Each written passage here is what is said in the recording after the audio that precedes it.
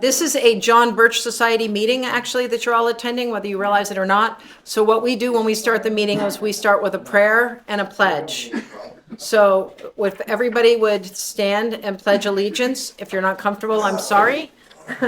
But I pledge allegiance to the flag of the United States of America and to the republic for which it stands, one nation, under God, indivisible, with liberty and justice for all. Thank you. Would someone like to give an invocation? Short and sweet. Peter, go. Everyone, if you will please bow your head with me. Father, we thank you for this opportunity for us to be together, to enjoy each other's company, to be mutually supportive of each other, and to engage in a learning experience that is never ending. We ask for your protection, we ask for your guidance, and we ask you to watch over us as we discuss, learn, and plan what to do next in these constantly changing times. We thank you for your presence, and we ask this in the name of your Son, Jesus Christ. Amen. Amen. Thank you, Peter. Yeah. In 2015, my oldest daughter was a Trump fan. Some friends of hers, we lived in Sacramento, and some friends of hers, the parents were very connected, actually connected to Mike Pence, interestingly enough. And they took a bunch of the high school students who were juniors, I think, up to the Trump rally in Sacramento, California. And she came home, and Sacramento is a government state, and it's a very democratic government city. And she came home with this enormous Trump sign, and her bedroom faces the street, and it has a big window, and she put it there. And I waited and waited and waited for a rock to come through the window into my daughter's bedroom. It never came, unbelievably, although we got a lot of funny looks. So I was not a fan of Trump at first, but eventually I was swayed by my husband, my stepson, and my daughter. And, a lot of what he did during his first term, I wasn't unhappy about. But there were a lot of people right from the start, even before he was elected. I said to my husband, what the heck is he doing with Mike Pence? Yeah. Like, I knew that guy was a snake before Donald Trump was elected, even the first time. Someone that supposedly pure, he's up to no good. And then he surrounded himself with Bolton and Pompeo, right? I mean, and there's a lot more, but this is not about the past. This is about now. So I have a lot of thoughts about why Trump won, why Kamala was installed.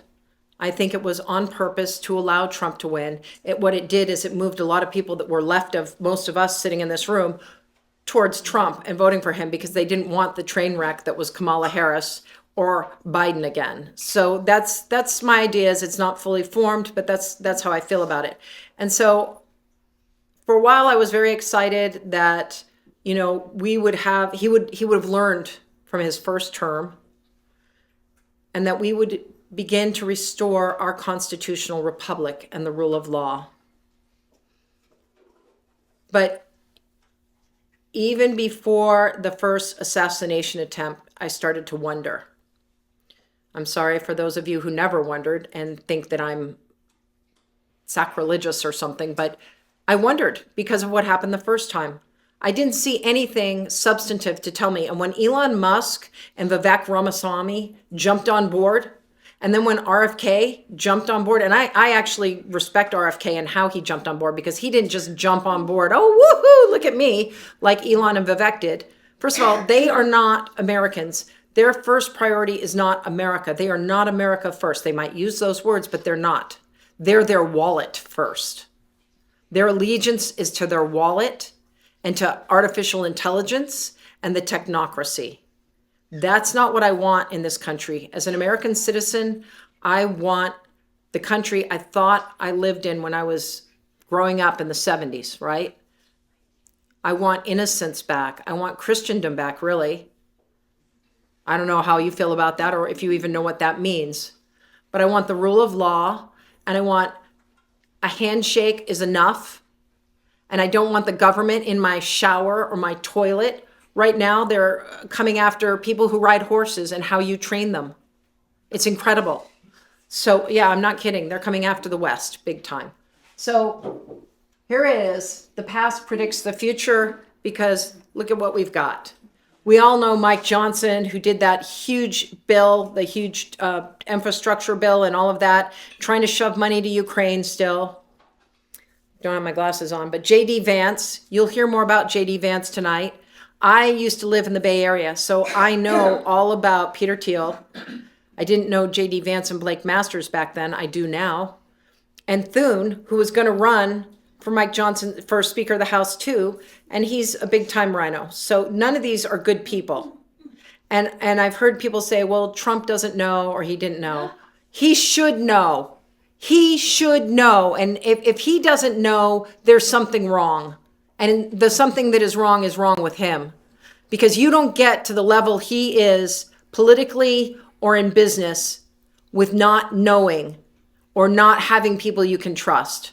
And if he's trusting people he shouldn't trust and he's doing it again, we need to stay wide awake. And that's why I organized this evening. And I thank you for being here. I'm not a hater. I love our country. But I have two daughters. The oldest just turned 25 and the youngest is about to turn 23. They're both dating wonderful young men, and I would like to be a grandmother someday. But the way the world looks, and with the artificial intelligence and technological cities they've planned for us and tracking and tracing, I don't know if I want grandchildren to grow up in that world. I don't want them to live in that dystopian horror. So now, a few more words. Tomorrow night, and you can see the QR code up there on the screen at the end. If you want to come back and capture that, Peter might take you back to it. We have webinars at the John Birch Society. We have a calendar online, and you can go and find our regular webinars. And there's a webinar tomorrow night, and it's about making America states again, because we concentrate too much on what's going on in Washington, D.C., and we need to concentrate on what's going on in Arizona. Okay? I'm really excited that Andy Biggs is running. I know he's not perfect, but Trump asked him to run for the Senate, and he wisely said no. And I think Trump asked him to run for the Senate because Trump already gave Karen Robeson Taylor the imprimatur of, hey, you're going to be governor next. Well, that's because Karen Robeson Taylor and her husband can give him a lot more money than Andy Biggs and his wife. And Andy Biggs also wrote a book called The Con of the Con. And what that means is he knows that a constitutional convention is very dangerous. He will come in and he'll clean that stuff up here in the state. And he also understands nullification. If you don't know about nullification, we can plan an evening to teach you all about nullification. But the short on nullification is the federal government says marijuana stores are illegal, but California, Arizona, and a bunch of other states have them. That's nullification. They told the government, we're going to do what we want. And cities, counties, and states can nullify unconstitutional federal law. And they have. Arizona also nullified unconstitutional federal law having to do with guns. So I will have more of these in the future. But tomorrow night, if you want to see our presentation, Joe Wolverton is a constitutional law scholar, and he's on staff with the John Birch Society. The second thing I'd like to show you is at the back of the room, there's two cases of this. It's a $15 bookazine. It's called Trump World. It doesn't mean Trump Fan World. It's hopefully even-handed, and you are all welcome to take a copy. Thank you for attending tonight. So I am humbled to be asked to participate in this presentation, and I pray that my small part may contribute to the benefit of all who are listening today and who will watch this presentation in the future. By way of introduction and part of my cultural obligation to express my parentage, I was born the 11th child of 11 children to my parents Eugene Franklin Rowe from Arkansas and Missouri, and Jane Kia Nui Nui Okalani Awa from Honolulu, Hawaii. By birth, I carry the name of two of my great-grandmothers, Ida and Drusilla. I grew up in Carlsbad, California, and I currently reside in Tucson, Arizona with my husband, David. My father was a member of the John Birch Society, and I have a vivid memory of him handing me some of their reading material in the early 80s when I was in high school.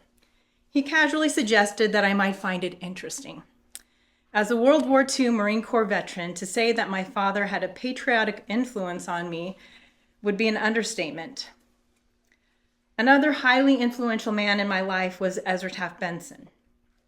Among other things, during World War II, he was on President Franklin D. Roosevelt's Agricultural Advisory Board, and he later served as Secretary of Agriculture under President Eisenhower. He publicly endorsed the John Birch Society many times.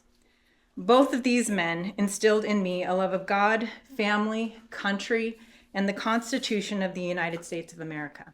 About 20 years ago, I was contemplating the Constitution and the precarious position we found ourselves in as a nation.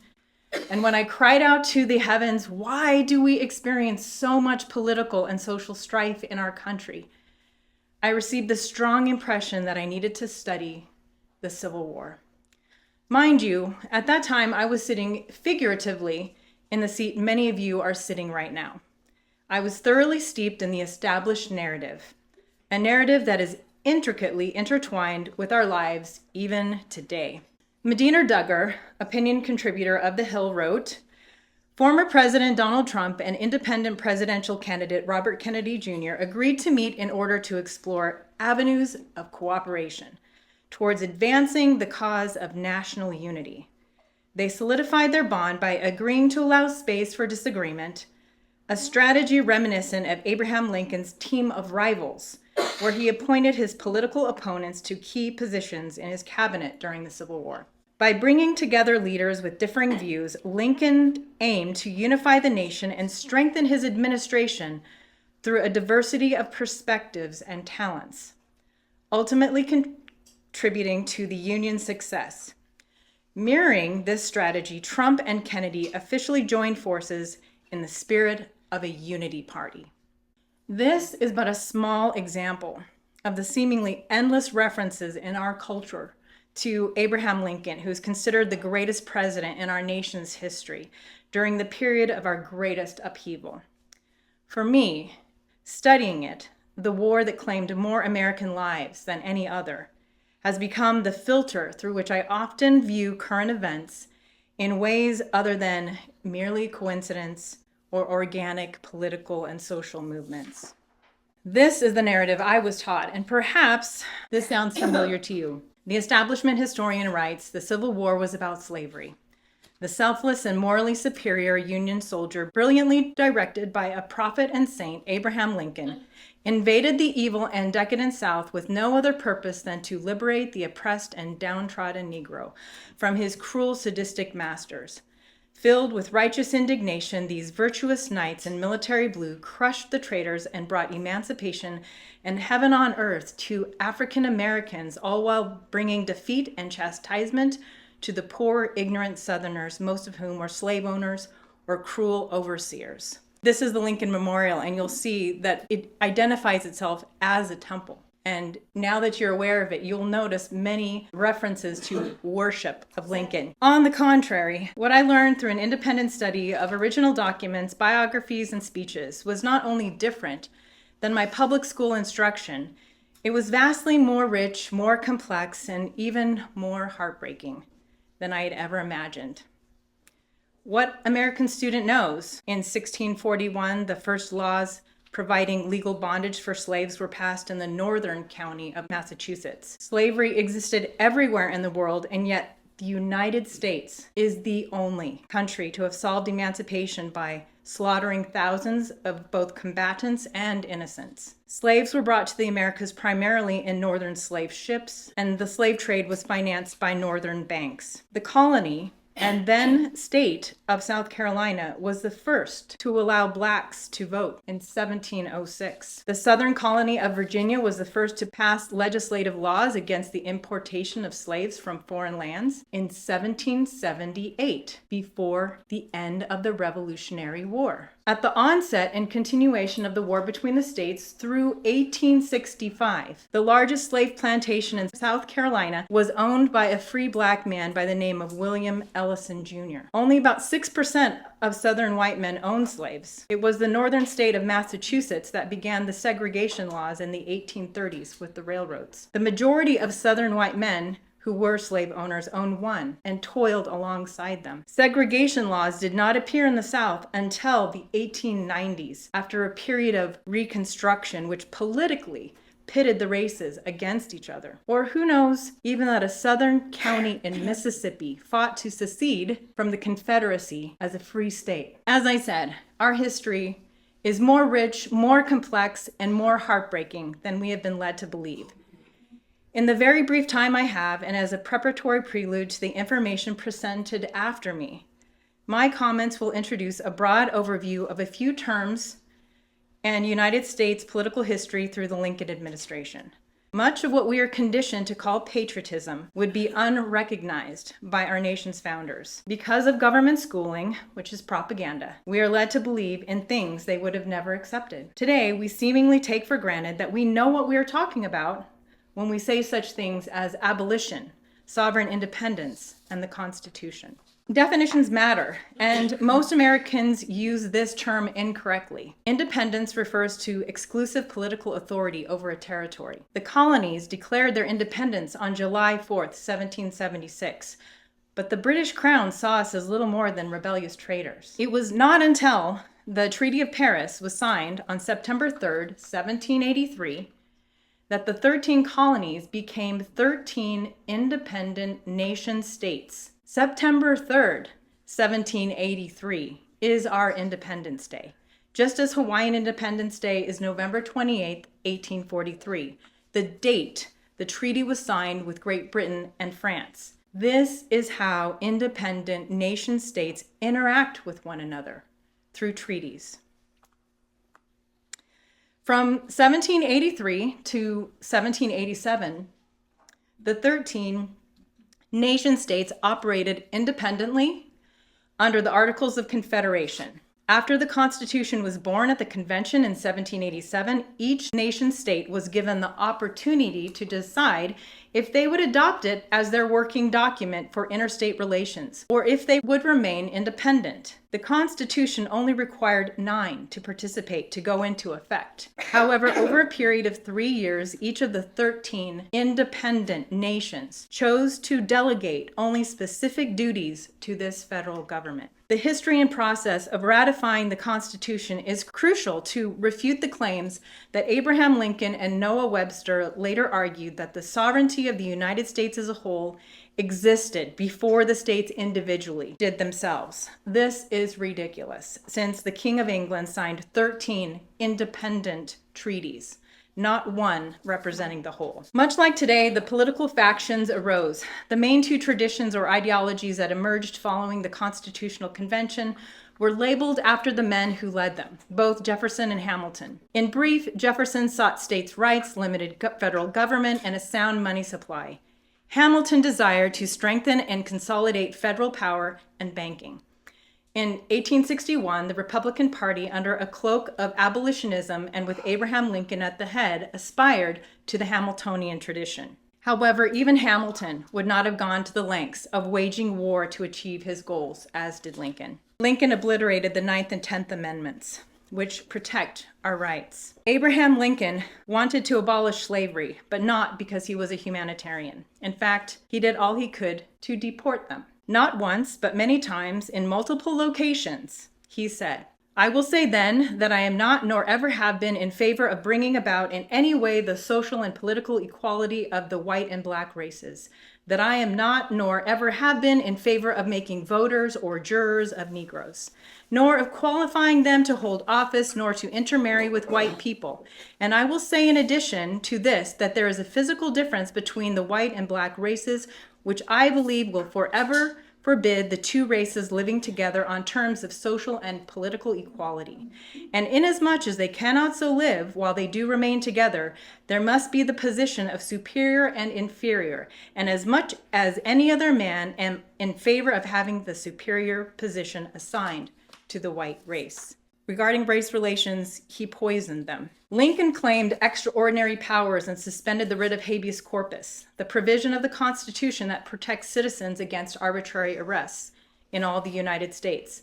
No president had done it before, no president has done it since. Southern preachers were forced to pray for him. If they didn't, they were dragged from the pulpit and arrested and held indefinitely.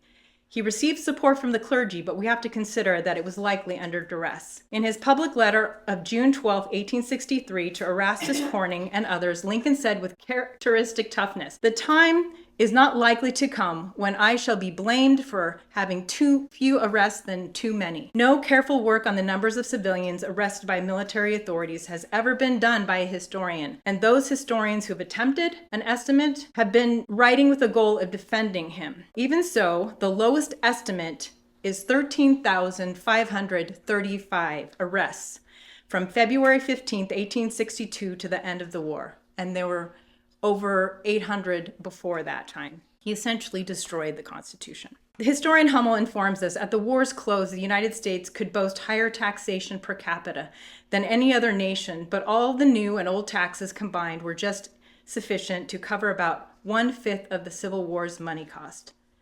Salmon P. Chase, therefore, borrowed some money directly from the general public with the aid of an extravagant publicity campaign handled by a private financier, J. Koch. Any objective historian recognizes that the main purpose and result of the so-called Civil War was to consolidate government power and centralize the banking power. In short, we Americans have been sold a story to justify government control over our lives and to cover up economic warfare. I personally see agitations and preludes to a similar American conflict in a build-up to another economic restructuring. It's my prayer that in these times we be wise as serpents and harmless as doves, as Jesus instructs. My name is Tara Radliff. I'm the treasurer for the Pima County Libertarian Party, and I was asked here by JBS to help present this information. We are going to, moving forward, the Libertarian Party will definitely work with JBS because I know we have a lot of things in common. And as the chairwoman, just one of the things she usually says is make freedom your single issue. And so that's what we're all about. I also want to recognize CJ Wallace. He's the Arizona field coordinator for JBS, so he's here to view the presentation also.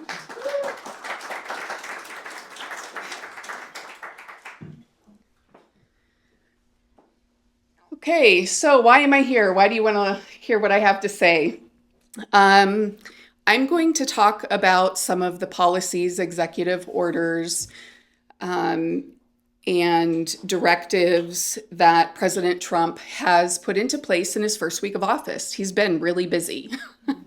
I'm sure you've heard that in the news. So some of the stuff he's worked on is the economy, diversity and gender, government reform, a lot of miscellaneous stuff, and I'm going to go into that in a little bit of detail. Regarding immigration and border security, he's ending the catch and release policy. He's completing the border wall. He's ending birthright citizenship. I think that's already, there's a lawsuit against that already. Reinstating Remain in Mexico policies. There's a lot of stuff that he's doing to secure our borders. Regarding climate and energy, he's withdrawing us from the Paris Climate Agreement, declared a national energy emergency. He terminated the electric vehicle mandate. Diversity and gender.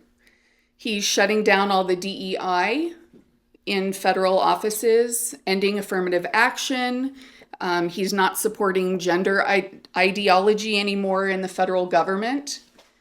Government reform. He's creating the Department of Government Efficiency, or DOGE, which if you're watching the news, you have heard that name because Musk is part of that.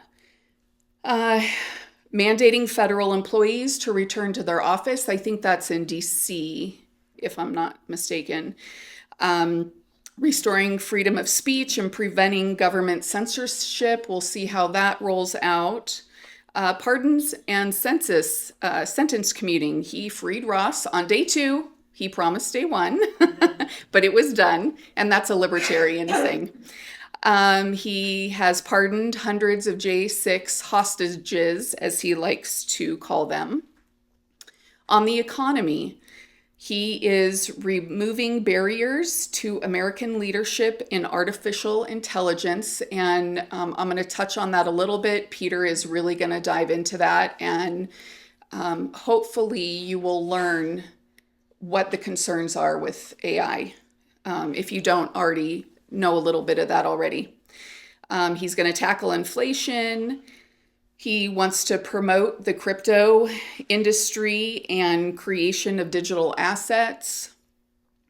So the first executive order that he signed was reversing over 70 of Biden's executive orders.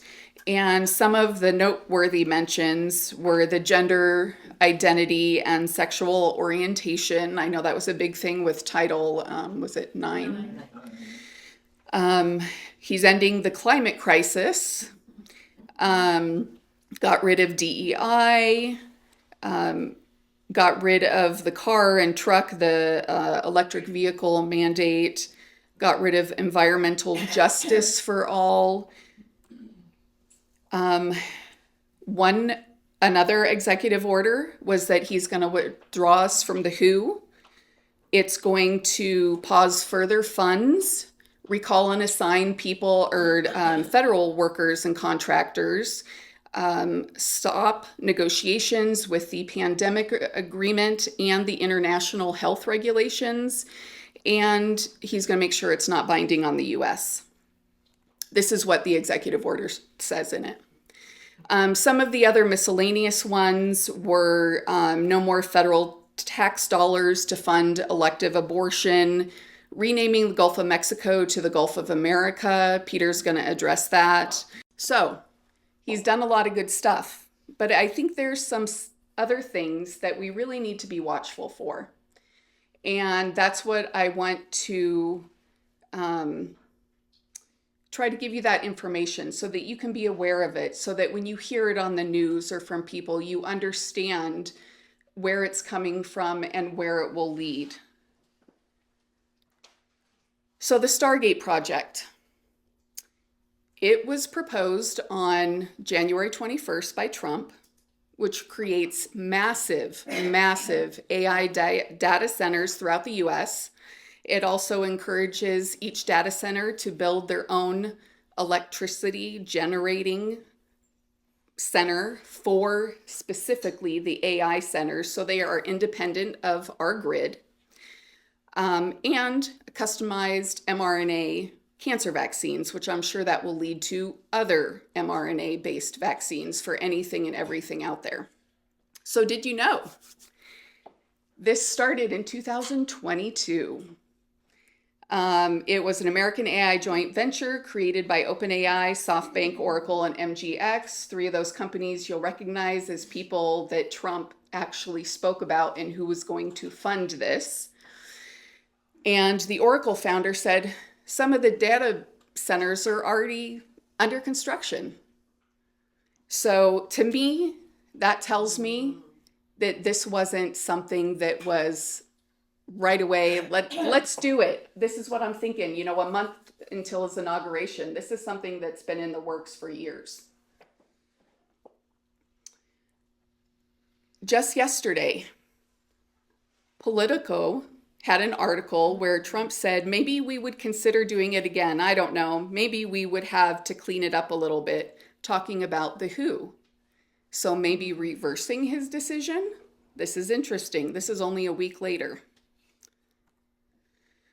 So some of the concerns I had when I was going through the 70-odd list of executive orders that he revoked, there were some that he didn't revoke, and this really bothered me. So the Advancing United States Leadership in AI Infrastructure was one that he did not revoke. Biden signed this on January 14th, and when Trump presented Stargate, it mimicked what this executive order was. The AI infrastructure, the power stations to fund it, expediting permits to build, and pushing the AI infrastructure around the world. So just another note to show you that this was not something just thought up of a month or two ago. This is something that's been in the works for a while, and it's a coordinated effort between both sides, because Biden signed this executive order a week before Trump was installed. Another one, advancing biotechnology and biomanufacturing innovation for a sustainable, safe, and secure American bioeconomy. This is one that he did not revoke. It encourages genetic engineering, like for the vaccines, for GMO food, for synthetic biology. That is synthetically improving humans, which is transhumanism. I would suggest searching that word later if you're not familiar with it. It also promotes the biomanufacturing of all this stuff. So Biden wrote executive orders for requiring federal employees to get the COVID shot and for contractors. Later, he revoked it. Trump revoked the revocation, but did not revoke the original executive orders. So does that mean that they're now effective? Because the revocation of them was taken away. This concerns me. Department of Government Efficiency. So there's several issues with this. On the whole, outside, it looks like a great idea. Yes, we need smaller government. This is what libertarians are about. It'll move jobs into the private sector where there's less oversight. Replaces humans with AI because Musk is a huge technocrat, and that's how they'll get it done. So these are some of the concerns we have about that. Now, about withdrawing from the World Health Organization. It uses the word intends, not shall. It also says that instead of doing the WHO, we're going to find international partners and resume some of that activity. Really? What? Or what kind of activity is it going to be? Is it going to uphold our freedoms? We don't know. It also says they want to replace the U.S. global health security strategy with what? We don't know. And then it delegates to the Secretary of State to give the notification for withdrawing. He does not have the authority. It's only the head of state, which is Trump.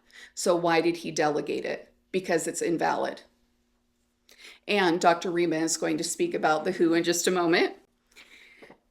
A subtopic of the World Health Organization. Have any of you heard of One Health? Okay, so several. This is a globalist plan to incorporate all areas of life. You can this is their depiction of it. It's supported by the United Nations, the WHO, the CDC now.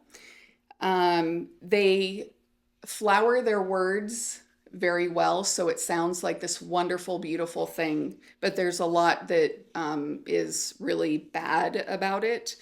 They want to digitalize all aspects of life through it. Just recently, in the last couple of weeks, the CDC came out with this, the National One Health Framework, and it's being implemented in 23 federal agencies. So they're trying to embed this global health plan into the US. So that's something to be aware of. If you hear anything One Health, please look into it further and be wary.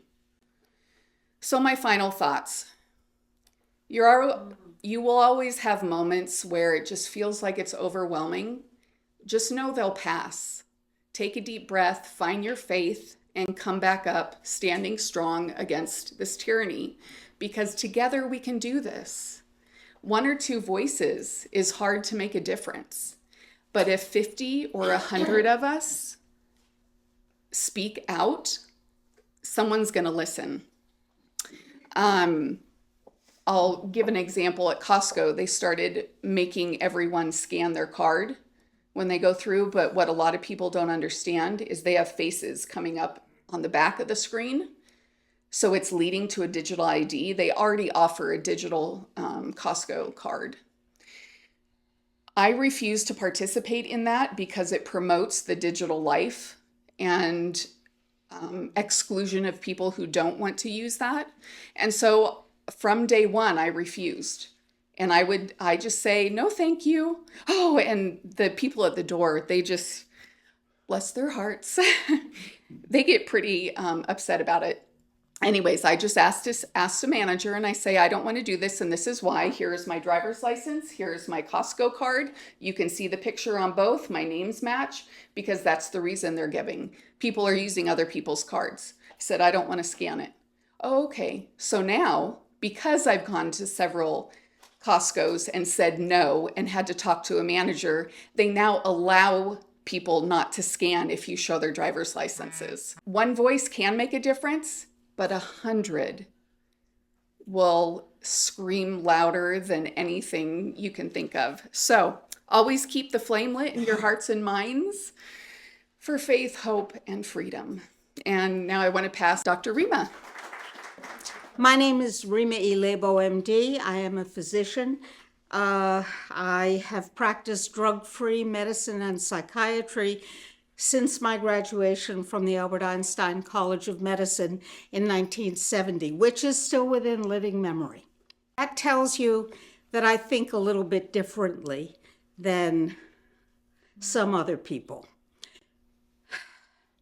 In 2004, 21 years ago, in just a few days, as a matter of fact, my husband and I closed our medical practice, which we ran together, in order to take on the globalist depopulation and enslavement agenda.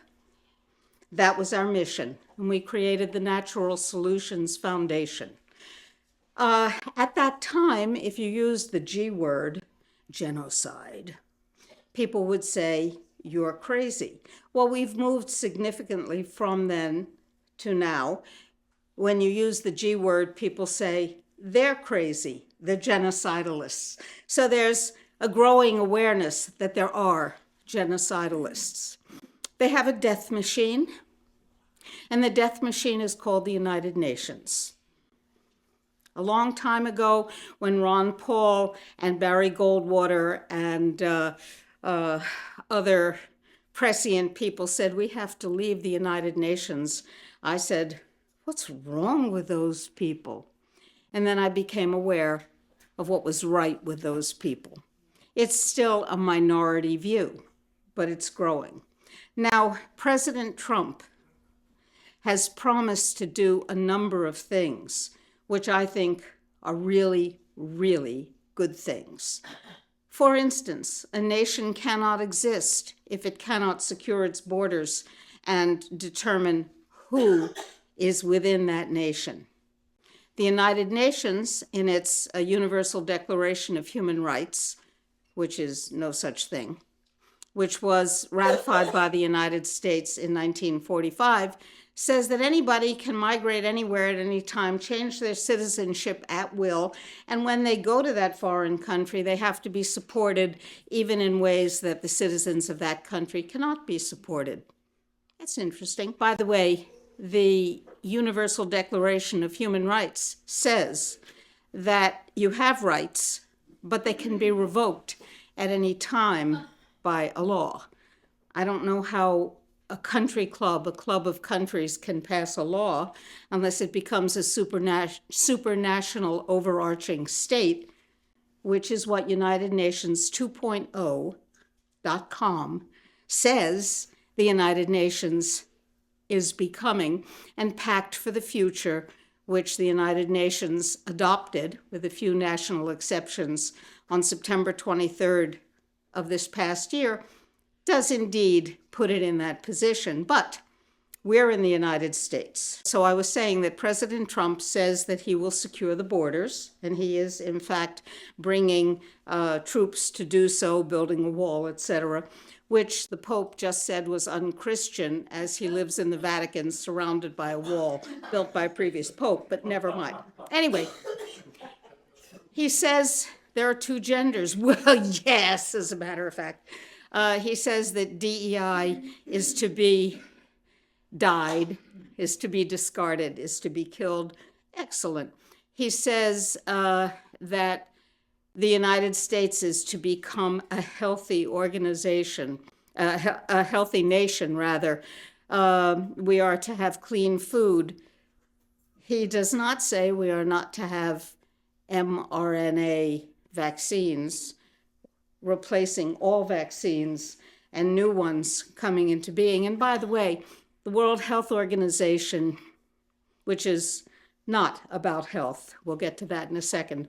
The World Health Organization, in its immunization agenda document, which you can download from the internet, says that by the year 2030, every man, woman, and child on the planet will not only be mandated to take every vaccine that already exists, but will be subjected to their chart, their words, 500 novel vaccines.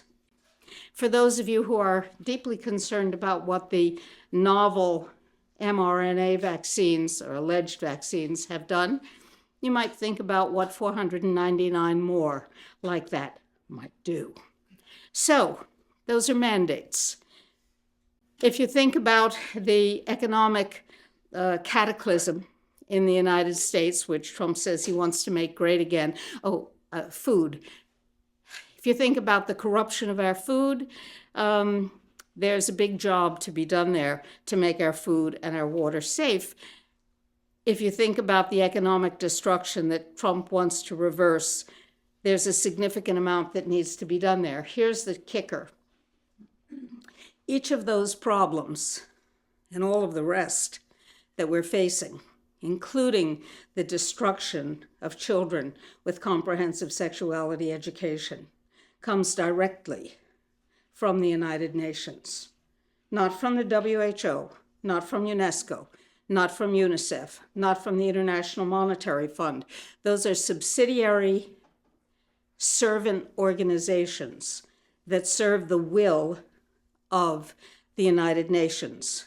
Combating any one of them, like withdrawing from the WHO, is actually meaningless because all of the programs that are so destructive, including One Health, which means that the superstate will own every resource on the planet, including you and your DNA. Every one of those changes in the way we see ourselves and the way we live our lives, in informed consent, in where we live, what we eat, etc., is also redundantly and brilliantly woven into every other major program of the United Nations. So if we do get rid of WHO, and Trump did not in his first term or in his second actually get rid of the WHO, that was trickery. As we heard, the document that extracted the United States needed to be signed by the head of state. When he asked the Secretary of State, Pompeo or Rubio, to write that document, it had as much legal weight as asking my grandmother to write that statement, and she's dead. Zero legal weight. That is called political theater.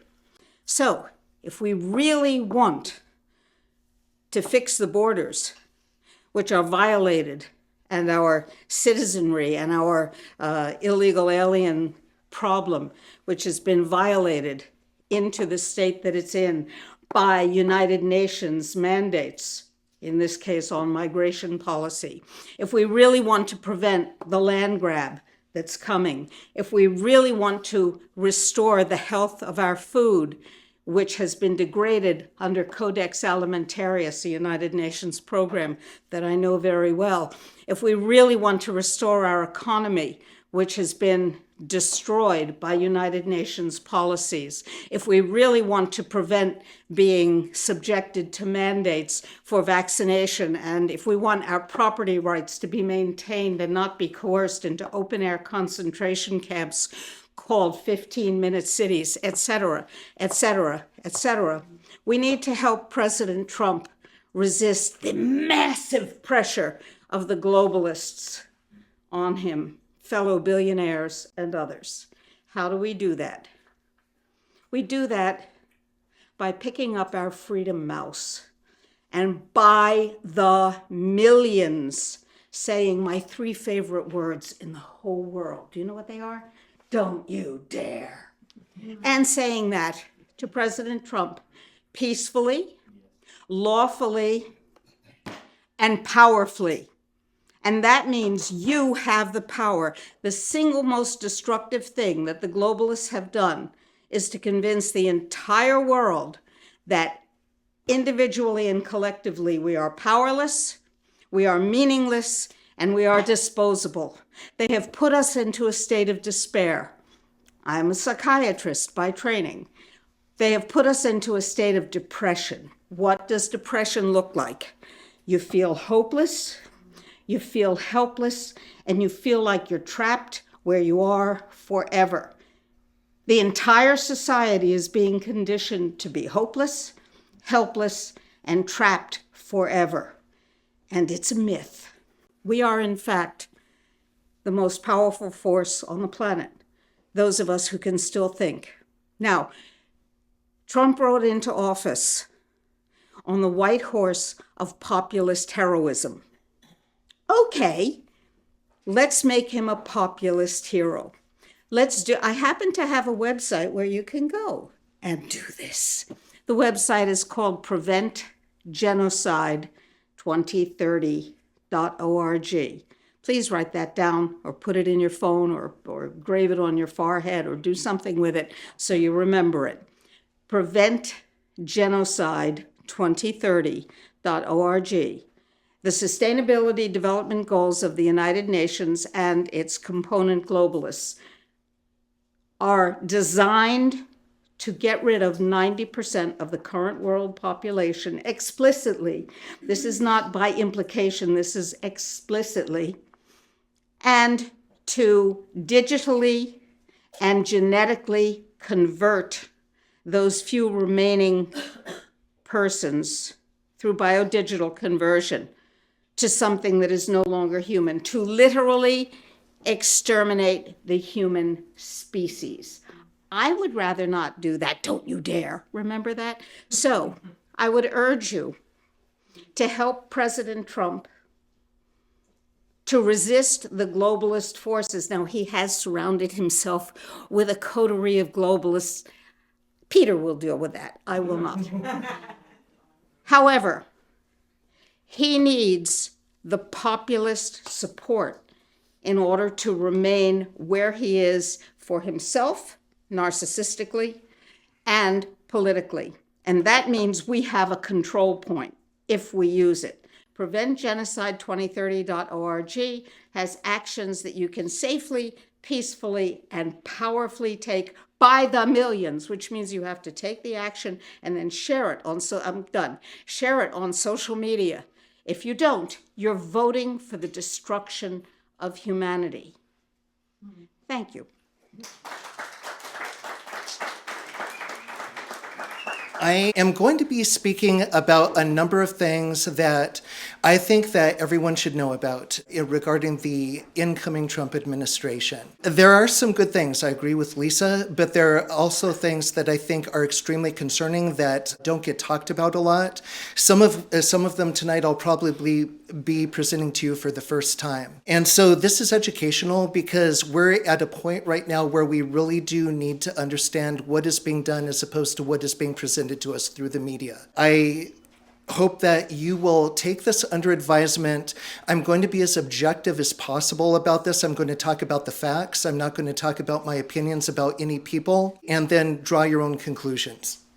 So with that being said, what I'm going to start with this slide is there are 4 institutions that I think exert influence on the U.S. right now, because we're focusing on the United States to a large degree. And these institutions are the World Economic Forum, the United Nations, the State of Israel, and Silicon Valley and its correlates in other countries. And I've aligned these sort of ideologically along 3 pillars. So the 3 pillars are the state in the middle, which represents the government, objectively speaking, the left and the right. And what I want to explain about this is in terms of these 4 different structures, the World Economic Forum and Silicon Valley are fairly indiscriminate. They are interested in controlling both sides of the political spectrum. The United Nations tends to veer toward the left. They appeal to people on the left, and it tends to be people on the right who call them out if anyone does. Conversely, the State of Israel appeals to people on the right, and it's usually people on the left who call it out. The State of Israel and the United Nations are frenemies.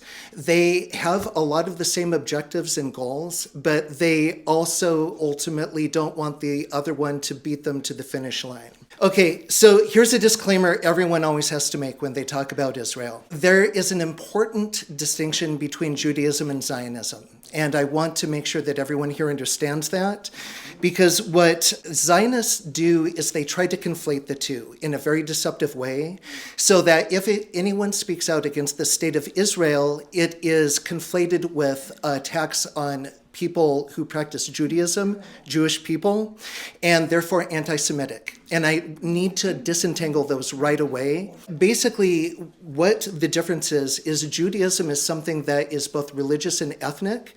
It's unique in a sense because Judaism is the only religion, if you will, that you can either adopt as a belief system or be born into through a matter of inheritance. Both of those are just fine. I don't have a problem with either of those. It's about a belief system and heritage. But conversely, Zionism is about a political ideology. It is a belief, a certain belief about how the State of Israel should be defined, how it should be structured relative to the people inside of it as well as the outside of it, and how people are asked to see it through a certain historical lens. So in contrast, if you criticize Judaism, it's like criticizing any other group of people. You know, whether you're criticizing Buddhists or criticizing Black people or something like that. Criticizing Zionism is like criticizing Walmart. You're criticizing an institution, not a group of people. And so many of us have done the same thing in America, where there are many people who will say, I support America and Americans. I will die for my fellow Americans, but I am unhappy with the American government. If you've ever criticized Joe Biden and his policies, you've criticized the American government in a sense, right? But it doesn't mean that you're criticizing the American people. It's a very important distinction, and that's all I'm asking people to make sure that they keep in mind here. Because during parts of this talk, I'm going to be very critical of Zionism and the State of Israel. That is not a criticism of Jewish people. It's interesting because in a cultural sense, you tend to get a lot more people on the left who actually are supportive of Israel than on the right. In a governmental sense, at a higher level, it tends to be supported. It used to be overwhelmingly more. The gap is closing now between the left and the right. And that is, I think, for a couple of reasons. One, lobbying has targeted people on the right more because they've seen people on the right as more susceptible to it, rightfully so. And to a certain degree, culturally, one of the differences a lot of the time, and I can't speak in absolutes, everyone please understand this is scalar. People on the right, they tend to be more invested in traditional religion than people on the left. And so in a sense, they make easier targets for people who are trying to make an argument based on religion, even if it's deceptive. One thing that I want people to consider, and just hold in the back of your mind, not only as I speak tonight, but going forward, is whether or not there might be a possibility that we're headed toward a one-party state. And the reason I say that is because the unity party that has emerged has been rather unique. It basically has the sheath of republicanism, but has imported a lot of people from the left. Okay, so people like RFK, for example, people like Tulsi Gabbard, people like Elon Musk, many people have kind of come in from the left. And it's almost as though the Democratic Party is in a state of sabotage right now. And one of the things that I'm really wondering is if there's an effort to ultimately merge the parties when the time is right into a system that is more like that of China, for example, where you have a single state system, one state party. We have to win this election, most important election ever. We want a landslide that's too big to rig. If you want to save America, get your friends, get your family, get everyone you know, and vote. Vote early, vote absentee, vote on election day. I don't care how, but you have to get out and vote. And again, Christians, get out and vote just this time. You won't have to do it anymore. 4 more years, you know what? It'll be fixed, it'll be fine. You won't have to vote anymore, my beautiful Christians. I love you, Christians. I'm a Christian. I love you. Get out. You got to get out and vote. In 4 years, you don't have to vote again. We'll have it fixed so good you're not going to have to vote. So there's been a lot of speculation about why Trump said that in that clip. You know, vote for me this time, you'll never have to vote again. I've heard a number of different theories. I'm not going to endorse anything in particular, but it's another thing I'd like you to think about. Why is he promising people they won't have to vote again in 4 years? Another concept I want to teach you guys is something about Tier 1 and Tier 2 issues. This is a sort of my own formalization of something a lot of other people have said. There are 2 sorts of issues that we're going to be talking about. Tier 2 issues are secondary issues that tend to be highly visible, polarizing, and begging for solutions. It doesn't mean that they're not important. They are very important, which is why they agitate people so much. But they include things like abortion, transgenderism, LGBTQ, immigration, election integrity, things like that. They tend to be cultural issues that polarize the left and the right and set them against each other so that they are at odds. Conversely, Tier 1 issues tend to be less visible, less polarizing, and presented as largely technical solutions. So things like 5G and 6G correlate with the Internet of Things and Bodies, artificial intelligence, quantum computing, biometrics, blockchain, and digital currency, things like that. Things that are ultimately actually much more dangerous for us in terms of putting us into a prison than the Tier 2 issues, but which do not get injected into the dialogue purposefully. Because if people don't talk about them, they don't resist them. I want you to be holding that concept in your mind tonight as well as we talk about different promises that have been made and what's actually happening. The 4 institutions that I mentioned earlier, I'm going to use them as badges to help you a little bit to understand the people I'm talking about, starting with Donald Trump himself. So you can see that I've got a World Economic Forum badge on there.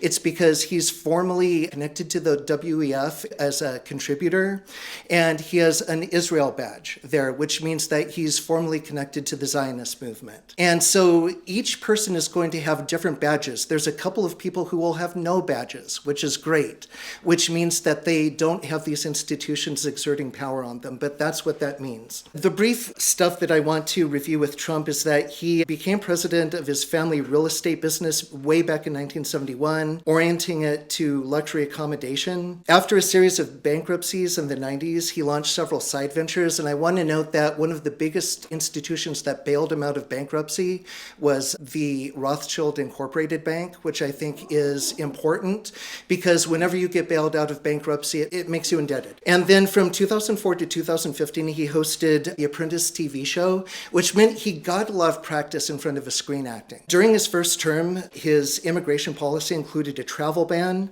that targeted refugees and nationals of certain Muslim majority countries, and I want you to pay attention to this because this list will be important later. It included Iran, Libya, Somalia, Sudan, Syria, Yemen, and Iraq. He expanded the border wall and then also briefly implemented a family separation policy before it got rolled back. One final thing I want you to keep in mind, I've got a timeline of events that were important leading up to Trump's election.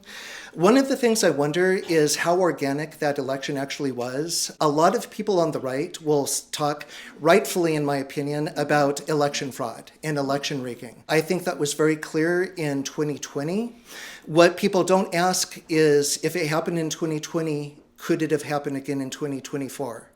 And I would suggest that yes, it may have. And that maybe Donald Trump is not there because there was an overwhelming red wave, but because he had been pre-selected to be in that position possibly years before. So now I'm going to talk about people in groups. I'm going to do this thematically. I'm going to start with staff, and then I'm going to hit things like health, justice, and so on. In terms of the White House staff, there's a dozen of them. The ones I consider to be most important are Susie Wiles, the chief, Dan Scavino, the deputy chief, William McKinley, the Doge counsel, interestingly, and then Carolyn Leavitt, who's going to be the White House press secretary. Susie Wiles is interesting because she works for something called Ballard Partners, a corporate lobbying group. Ballard Partners, as you can see in the graphic here, is a subsidiary, in a sense, indirectly, of something called Mercury Public Affairs, which is a leading global bipartisan public strategy firm. It is owned by Omnicom, which is a partner of the World Economic Forum, and the company partners with the WEF and proudly represents Pfizer,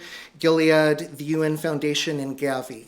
So they are very, very hooked up with pharma, all of the companies that have been experimenting with and developing the mRNA vaccines. She's connected directly to Bill Gates as well as to some big tech as well. And as you can see, Mercury is nonpartisan. They worked equally with both the Biden-Harris campaign and the Trump campaign. Couple of things to keep in mind. At the beginning of December, Susie Wiles arranged a dinner with 5 important people. There was Trump and RFK Jr., and then the CEO of Pfizer, the CEO of Eli Lilly, and the CEO of one other development company.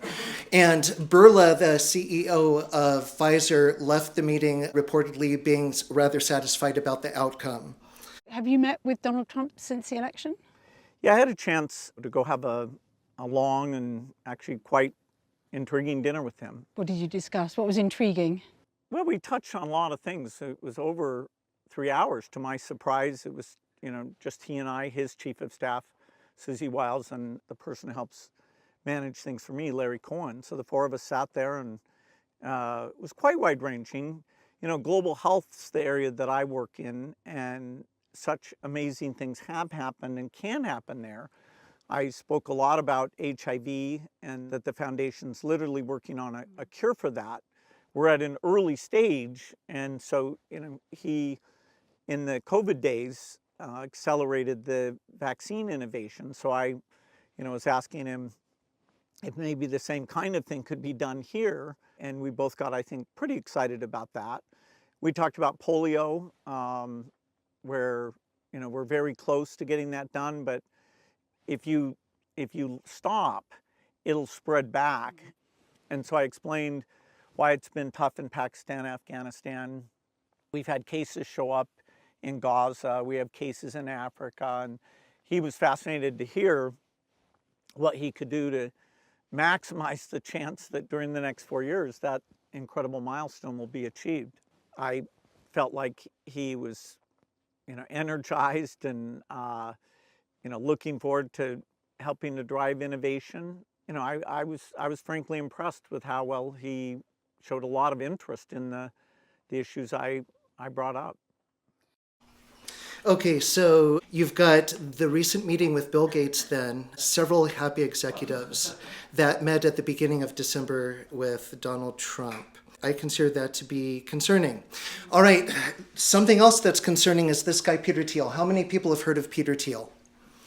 Oh, you guys are making my job easy. Good. Okay. So not everyone knows everything there is to know about Peter Thiel. So I'm going to tell you about him a little bit. Notice he's got 3 badges up there. So he's the co-founder of PayPal and Mithril Capital Management. He's the ringleader of what he himself named the PayPal Mafia, which is a group of Silicon Valley tech investors that's launched a number of platforms that we use in everyday life today. He's the founder of something called Palantir Technologies, which is a data integration, tracking, and surveillance platform backed by the CIA's In-Q-Tel. One of the things that he bragged about was that Palantir was deployed on January 6th of 2020, and that some of the J6ers were actually identified using Palantir technology.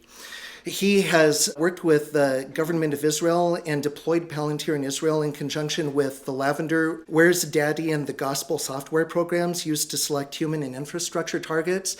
They do that as a way to circumvent human rights regulations and laws because they can say the software chose targets, we didn't. He's an investor in Facebook, Clearview AI, which is a facial recognition software package, and he's done fundraising for Anduril Industries, which is a defense technology firm that is working on the smart border wall right now. He and Alex Karp, the CEO of Palantir, are both on the Bilderberg Steering Committee, if you're familiar with the Bilderberg Group.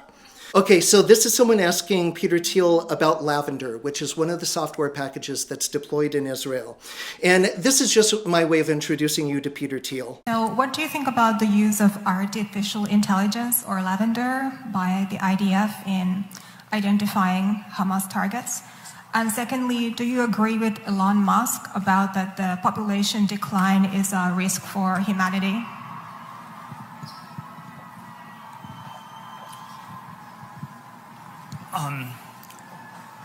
Look, I'm not,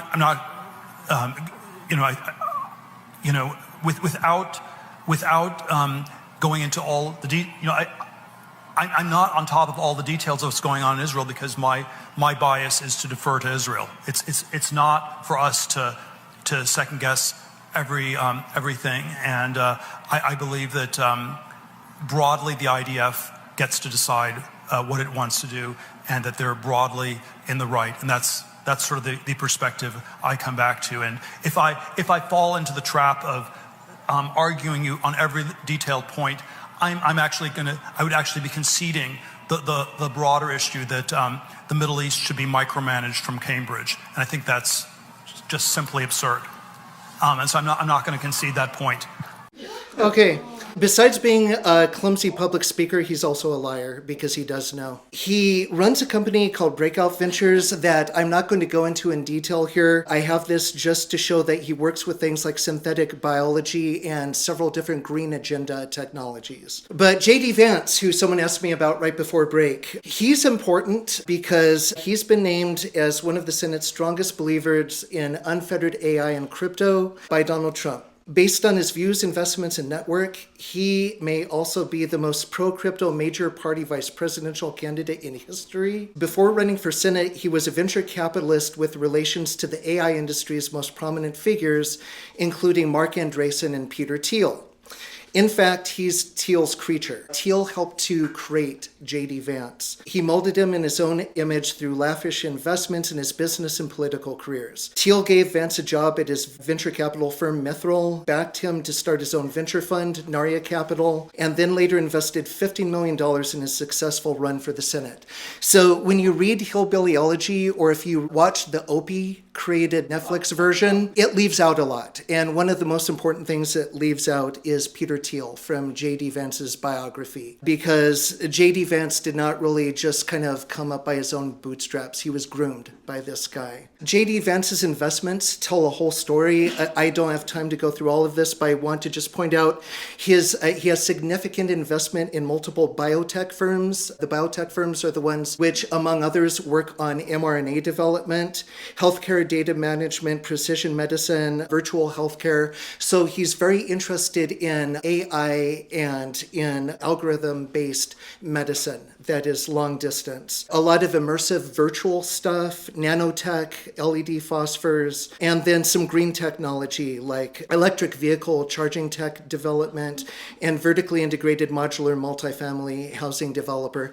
He's also invested in Rumble significantly, which means that if for any reason they ever wanted to kill a message on Rumble, he might be a person to go to. He leads really well into some of the people who are going to be deciding government tech policy. So these people are Elon Musk, who's a Doge. It used to be Vivek Ramaswamy, but Vivek left recently. He's going to do a bid for the governorship of Ohio. Brendan Carr is the FCC chairman, and David Sachs is the AI and crypto czar. So I'm going to take them as a unit, starting with Elon Musk. So everyone's heard about Elon, right? I don't need a show of hands. If you don't know about Elon, you're living under a rock. So just to review some of the things he is better known for, he's the CEO and founder of SpaceX, CEO of Tesla, owner, CTO, and exec chairman of X, formerly Twitter. He founded the Boeing Company, X Corp, and XAI. He's a co-founder of Neuralink, the brain chip company, OpenAI, Zip2, and X.com, which is part of PayPal. And he's the president of the Musk Foundation. What a lot of people don't know is that he was World Economic Forum Young Global Leader, and that he and SpaceX are helping U.S. intelligence build the world's largest spy satellite network in a couple of different ways. One is through Starshield, which is a business unit of SpaceX creating purpose-built low Earth orbit satellites designed to provide new military space capabilities to U.S. and allied governments. Most people don't know that Elon is not really a self-made billionaire. He has made most of his money through government and military contracting. The other satellite industry that he's involved in, the other project, is something called Satellogic Incorporated, which is a leader in sub-meter resolution Earth observation data collection. That was announced in 2022 that it had signed a new multiple launch agreement with SpaceX, reserving launch capacity for its next 6 to 8 satellites. Satellogic Incorporated is going to come up again when I talk about Howard Lutnick, but what you need to know about it is that its entire purpose is to map the entire surface of the Earth in fine-grained detail. There are great things you could do with that, but there are also very nefarious things you could do with that as well. And you'll hear Howard talk about it himself in just a little bit. Elon Musk has basically aligned himself with the World Economic Forum in every way possible. Carbon tax, UBI, the mRNA shots, transhumanism, and one world government. In 2020, he announced that Tesla had become the manufacturing partner for biotech firm CureVac, working on a COVID-19 vaccine based on their RNA technology. He announced that Tesla would be building RNA microfactories for CureVac, which is based in Germany, and that Tesla had been working with CureVac since 2019, prior to COVID, interestingly. I am going to now introduce you to Elon Musk a little bit in his own words. You're a neuroscience company, and you're working to build basically an interface to the brain. Yeah. Electrode to neuron interface at a micro level. Okay, what is that? Like, I'm gonna have like a plug in my head that's gonna fit into a hard drive? Like, or how does that work? Yeah. A chip and a bunch of tiny wires. This would be implanted surgically. And it would do what? Could you input? Could you download Jim? Mm-hmm. Yes. Well, what? The long-term aspiration for Neuralink would be to achieve a symbiosis with artificial intelligence, and to achieve a sort of democratization of intelligence, such that it is not monopolistically held in a purely digital form by governments and large corporations. Basically, an effort for man to merge with machine in a healthy way. Yes. To beat machines, you basically have to merge with machines. Most likely, yes. Essentially, how do we ensure that the future constitutes the sum of the will of humanity? And so if we have billions of people with a high bandwidth link to the AI extension of themselves, it would actually make everyone hyper smart. Okay, so that's Elon, wants to do chip in your brain and hook it up to Starlink and 5G. Brendan Carr, what I want you to know about him is that he's basically an Elon Musk fanboy. He has worked with Elon on a number of different projects. I'm going to skip some of the biographical information here because I just need to keep moving. One of Elon's companies, SpaceX, that runs Starlink, is in line to collect hundreds of millions of dollars, if not billions, in federal subsidies if some key federal decisions go his way in this administration. Over the past year, Carr attacked the FCC commissioners, the Democratic ones, for denying Starlink money from rural broadband subsidy program, blamed VP Kamala Harris at the time for slow progress on broadband expansion, and he sent a confrontational letter to Brazilian regulators who tried to place limits on X and Starlink. The biggest federal subsidy available to Starlink would be a chunk of Biden's $42 million broadband expansion program, which is something that CAR would be able to make available to him. The main takeaway from this is that CAR is basically going to be there to facilitate anything that Elon asks for, and especially anything involved with his satellite network, which is connected to 5G, which is connected to brain chips. David Sachs, the crypto and AI czar, is another member of the PayPal mafia. He co-authored a book with Peter Thiel called The Diversity Myth during their time at Stanford. He was previously also the COO and project leader of PayPal and the CEO of Yammer. He's invested in numerous tech startups such as Facebook, Eventbrite, Uber, SpaceX, Opendoor, Palantir, and so on. Donald Trump named Sachs in December the White House AI and Crypto Czar, which was a newly created role with the goal of building a legal framework for cryptocurrency. Trump also named him to lead the President's Council of Advisors on Science and Technology. And so he's going to be working with Carr and Musk to do two things primarily. They're going to be working on artificial intelligence and cryptocurrency. The satellite stuff is going to be in the mix also. What I do at the end of every section is I catalog promises and forecasts, because Tara already did promises. I'm going to skip those, and I'm going to give you a forecast. My forecast for this part of the incoming administration is that we're going to see artificial intelligence integration into all aspects of life, along with job replacement, because that's part of what Doge is for. It's to cut jobs for sure and replace those jobs with robots and AI, not with other people. Cryptocurrency on blockchain is going to replace physical money. We're going to see a huge uptick in satellite-based monitoring, not that we haven't already, and then also in virtual reality and precision medicine. Next, I want to move on to health, which interlocks into this. Important figures here include RFK Jr., the Department of HHS, Jim O'Neill, his deputy, and then several others like Jay Bhattacharya, Marty Makary, and Jeanette Neshawat. Things to know about RFK: he's a very misunderstood man in many ways. You know some of those ways, I'm here to tell you others. He had a really good team going in with him who were going to fight for vaccine rights. Stephanie Spear and Aaron Siri, the lawyer. The transition team has sidelined them. They've been kicked out of the picture at this point, so he no longer has their support. RFK is on record always about wanting to make vaccines safe and effective. He actually doesn't want to get rid of vaccines, which is a common misconception. He just wants to make them better. And he has a number of ways that he wants to do that. He wants to reform the HHS with big data and AI machine learning, something that he was cooperating with his former VP, Nicole Shanahan, on. And they wanted to basically get a hold of all the health databases in the country so that they would be able to solve chronic disease, which would involve constant monitoring in real time of the population. He's interested in using AI for automated personalized health treatment and precision wellness management. He's also a champion of cryptocurrency and blockchain, in line with the people we just discussed. And he has recently become pro-Israel, like Tulsi Gabbard.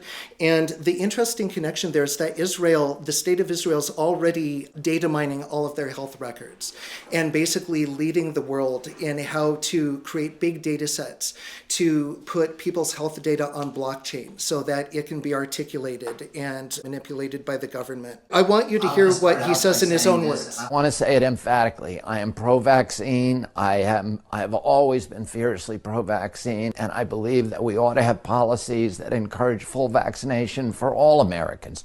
Well, like you said, I'm pro-vaccine. I've never said anything anti-vaccine. So what are you suggesting? Women don't take these vaccines? I am fiercely pro-vaccine. I want to see, I've had all 6 of my children vaccinated. I want to see everybody be taking their vaccines. We need full coverage. People don't take them because they no longer believe in CDC. Okay, so he is fiercely pro-vaccine. That's what people need to know there. What I do want you to pay attention to is his deputy. This is the guy, I think, who's been set up as his handler if he gets confirmed. His name is Jim O'Neill, who is a unapologetic transhumanist. He's the previous CEO of the Thiel Foundation, Peter Thiel's foundation, and he co-founded the Thiel Fellowship and is previous managing director at Mithril Capital Management, which is also Peter Thiel's organization. administration. He's on the board of 2 life extension research development companies, SINS Research Foundation and Advantage Therapeutics. And then he was also involved in the Administration for Strategic Preparedness and Response, which is basically the agency that talks about what happens in an emergency, more specifically a health emergency, and how that's dealt with. Finally, he is part of Breakout Labs, which deals with nanotech and biology, software and biology, and synthetic biology and regenerative medicine biology and cryonics.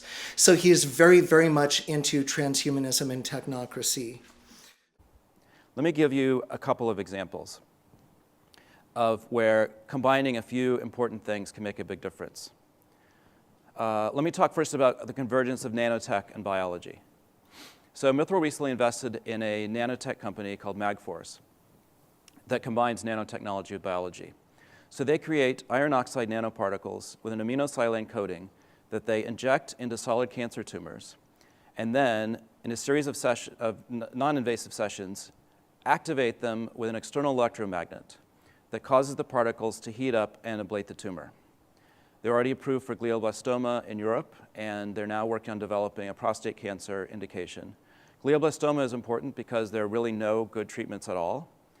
Prostate cancer is important because there are a lot of treatments, and they all have significant costs and side effects. Another example I'd like to talk about, we funded this one through Breakout Labs, is Immusoft. I think Matthew's actually here. So Immusoft is combining software with biology. They are programming human cells, immune cells, in order to produce therapeutics in the body. And they've already demonstrated the production of an enzyme to treat a significant disease. Ask Matthew if you want to know what it is. I'm not sure if it's public or not. I think you've heard enough. So he wants to be programming cells. He wants to be in there manipulating people with nanotech. And you need to always ask yourself about a concept called dual use, not just the usage that is said, this is why we're doing X, but usages that can also be affected with the same technology. That happens a lot with military private sector technology, for example, where the internet can be used for one thing in the public sphere, for example, but in the military sphere for another. So he's the one who will be working primarily with RFK. Janet Nishawit, people are familiar with her to a large degree at this point, I think. What you need to know in addition to what you've already heard is that her sister Julia is a Council on Foreign Relations member and former DHS advisor who's married to Mike Waltz, who we'll look at in a little bit. She has emphasized the benefits of getting vaccinated against COVID-19 and other infectious diseases. And I'll just read one of her quotes. "We have many vaccines in existence that treat a variety of non-life-threatening diseases, but to have a COVID vaccine, i.e. a Pfizer or Moderna mRNA that will actually save you from dying, is a gift from God. This is our path out of the pandemic." There are other people, there are 4 other significant people. Jay Bhattacharya, who is the co-author of the Great Barrington Declaration, if you remember that, who is unfortunately also pro-vaccine. There's Mehmet Oz, who was a fixture of the Oprah Winfrey Show, who to his credit promoted hydroxychloroquine, but in the end is also very pro-vaccine. David Weldon, who is concerned about the mercury issue, but is okay with vaccine kids and babies as long as there's no thimerosal. And then Marty Macri, who has argued against masks for children and criticized the CDC for not conducting its own research on boosters, but who is ultimately also pro-vaccine.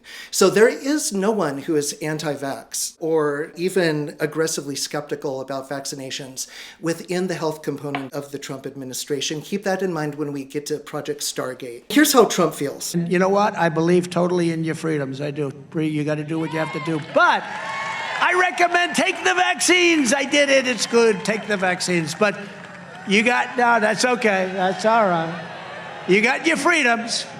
He's starting Operation Warp Speed 2.0 right now with Project Stargate. So the forecast I have for this sector is movement strongly into what's called precision healthcare. That is going to include automated health treatment with artificial intelligence, health data on blockchain for data mining, and an explosion of mRNA technology and uses, which we're already seeing. Finance. We're still sort of on the blue pole right now. This is largely what I might consider to be the liberal component of the Trump cabinet. Important people here include people like Scott Bessent, the Treasury Secretary, Kevin Hassett, the Director of the White House National Economic Council, and Russell Vought, the Office of Management and Budget. The most important person to know about, I think, is Scott Bessent. He's also a Council on Foreign Relations member. Interestingly, he was a part of Soros Fund Management and the founder of Key Square Group, a global macro investment firm. He's really well known in the finance world because along with George Soros himself, he famously profited from breaking the Bank of England while betting against the pound in 1992. He shorted the British pound to make a killing. Internationally, he sees China as America's prime competition, and he's very interested in aggressive trade policies, including tariffs and, more importantly, the threat of tariffs. And he's called cryptocurrency integral to economic freedom and innovation. His perspective signals a potential shift toward integrating blockchain technology and decentralized finance into the U.S. economy. So like people like Peter Thiel, J.D. Vance, and RFK Jr., he is very interested in blockchain and crypto. Here's Scott. We're also at a unique moment geopolitically, and I could see in the next few years that we are going to have some kind of a grand global economic reordering. It was something on the equivalent of a new Bretton Woods, or if you want to go back, like something back to the Steel Agreements or the Treaty of Versailles. There's a very good chance that we are going to have to have that over the next 4 years. And I'd like to be a part of it.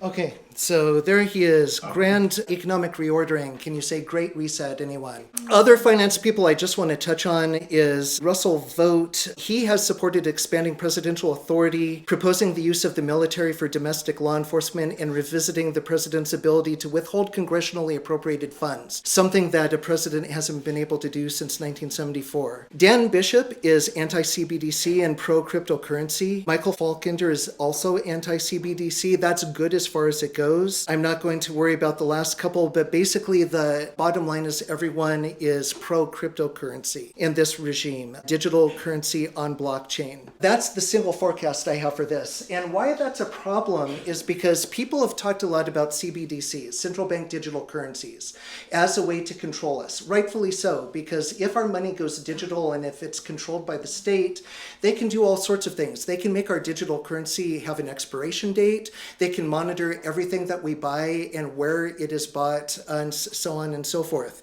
Cryptocurrency has been touted in the private sector as an antidote to that. I don't believe that's true. Both systems work on blockchain, and both of them are basically susceptible to the same vulnerabilities. And this illustrates something that I think is kind of a recurring theme in the incoming Trump administration, where they try to beat up on an issue by taking it out of the public sector, by minimizing government, but they move it into the private sector, to contractors that work with the government in a revolving door fashion. Domestic policy, this is the biggest group. So we've got people like Doug Burgum, the Secretary of the Interior, Brooke Rollins, Ag Secretary, Chris Wright, Energy Secretary, Scott Turner, who's HUD, and Lee Zeldin, EPA. Doug Burgum is probably the most interesting person of this group of people. He's the first person here after Susie Wiles who I've given a United Nations badge to, which will become clear why in a minute. He's a friend of Bill Gates, and he worked at Microsoft for a while, managing Microsoft Business Solutions. Trump's named him his new energy czar to handle deregulation and private investment. It's going to give him a seat on the National Security Council, and he's also stated that he intends to realize Trump's plan for energy independence via energy dominance and an expansion of fossil fuel production, which is good as far as it goes, but it's more complicated, and I'll talk about that in just a minute. He's also said, I believe that climate change is a global phenomenon for sure, so he believes in the man-made CO2 hypothesis of global warming. He promised to make North Dakota carbon neutral by 2030, and he said he would loosen regulations regulations for the gas industry, but also said he's committed to clean energy projects.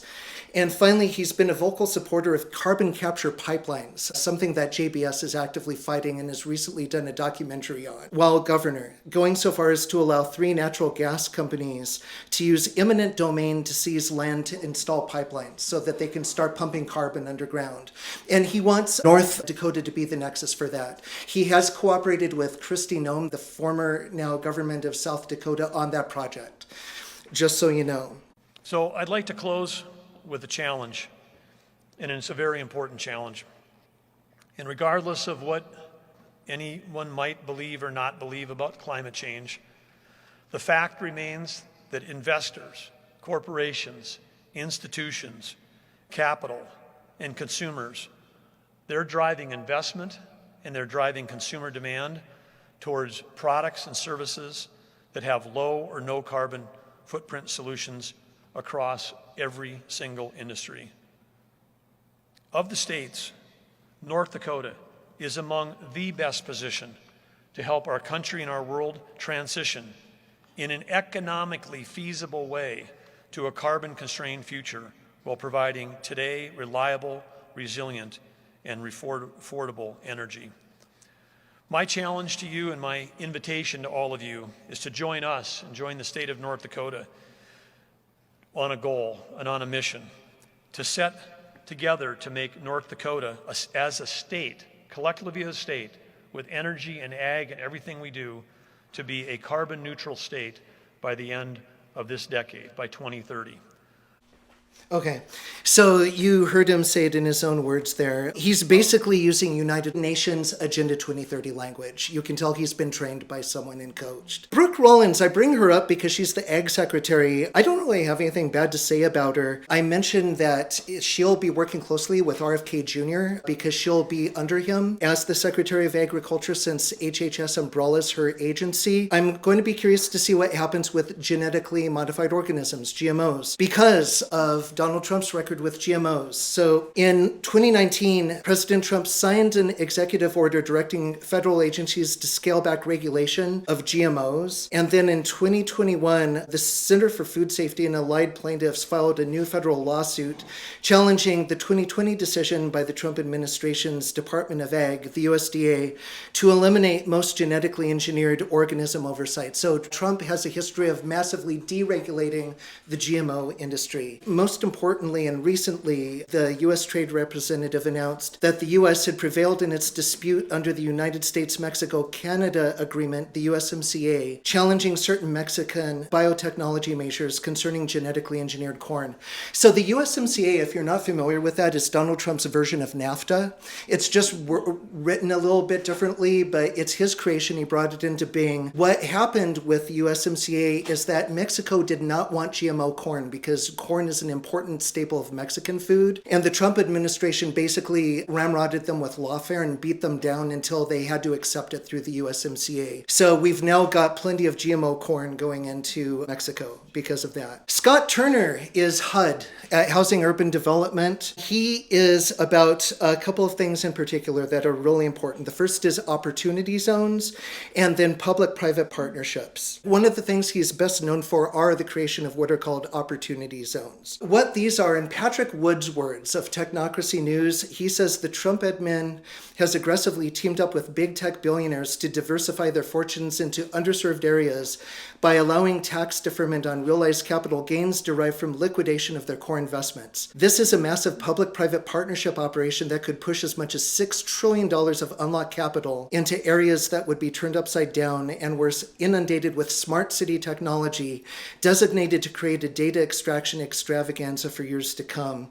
So the main idea there is opportunity zones are this public-private partnership mechanism that is basically allowing big tech investors to flood in and to instantiate a smart city model. Something I wonder whether or not is connected with this are Trump's freedom cities. I don't know how many of you have heard him suggest these, but what he said is almost 1/3 of the landmass of the U.S. is owned by the federal government.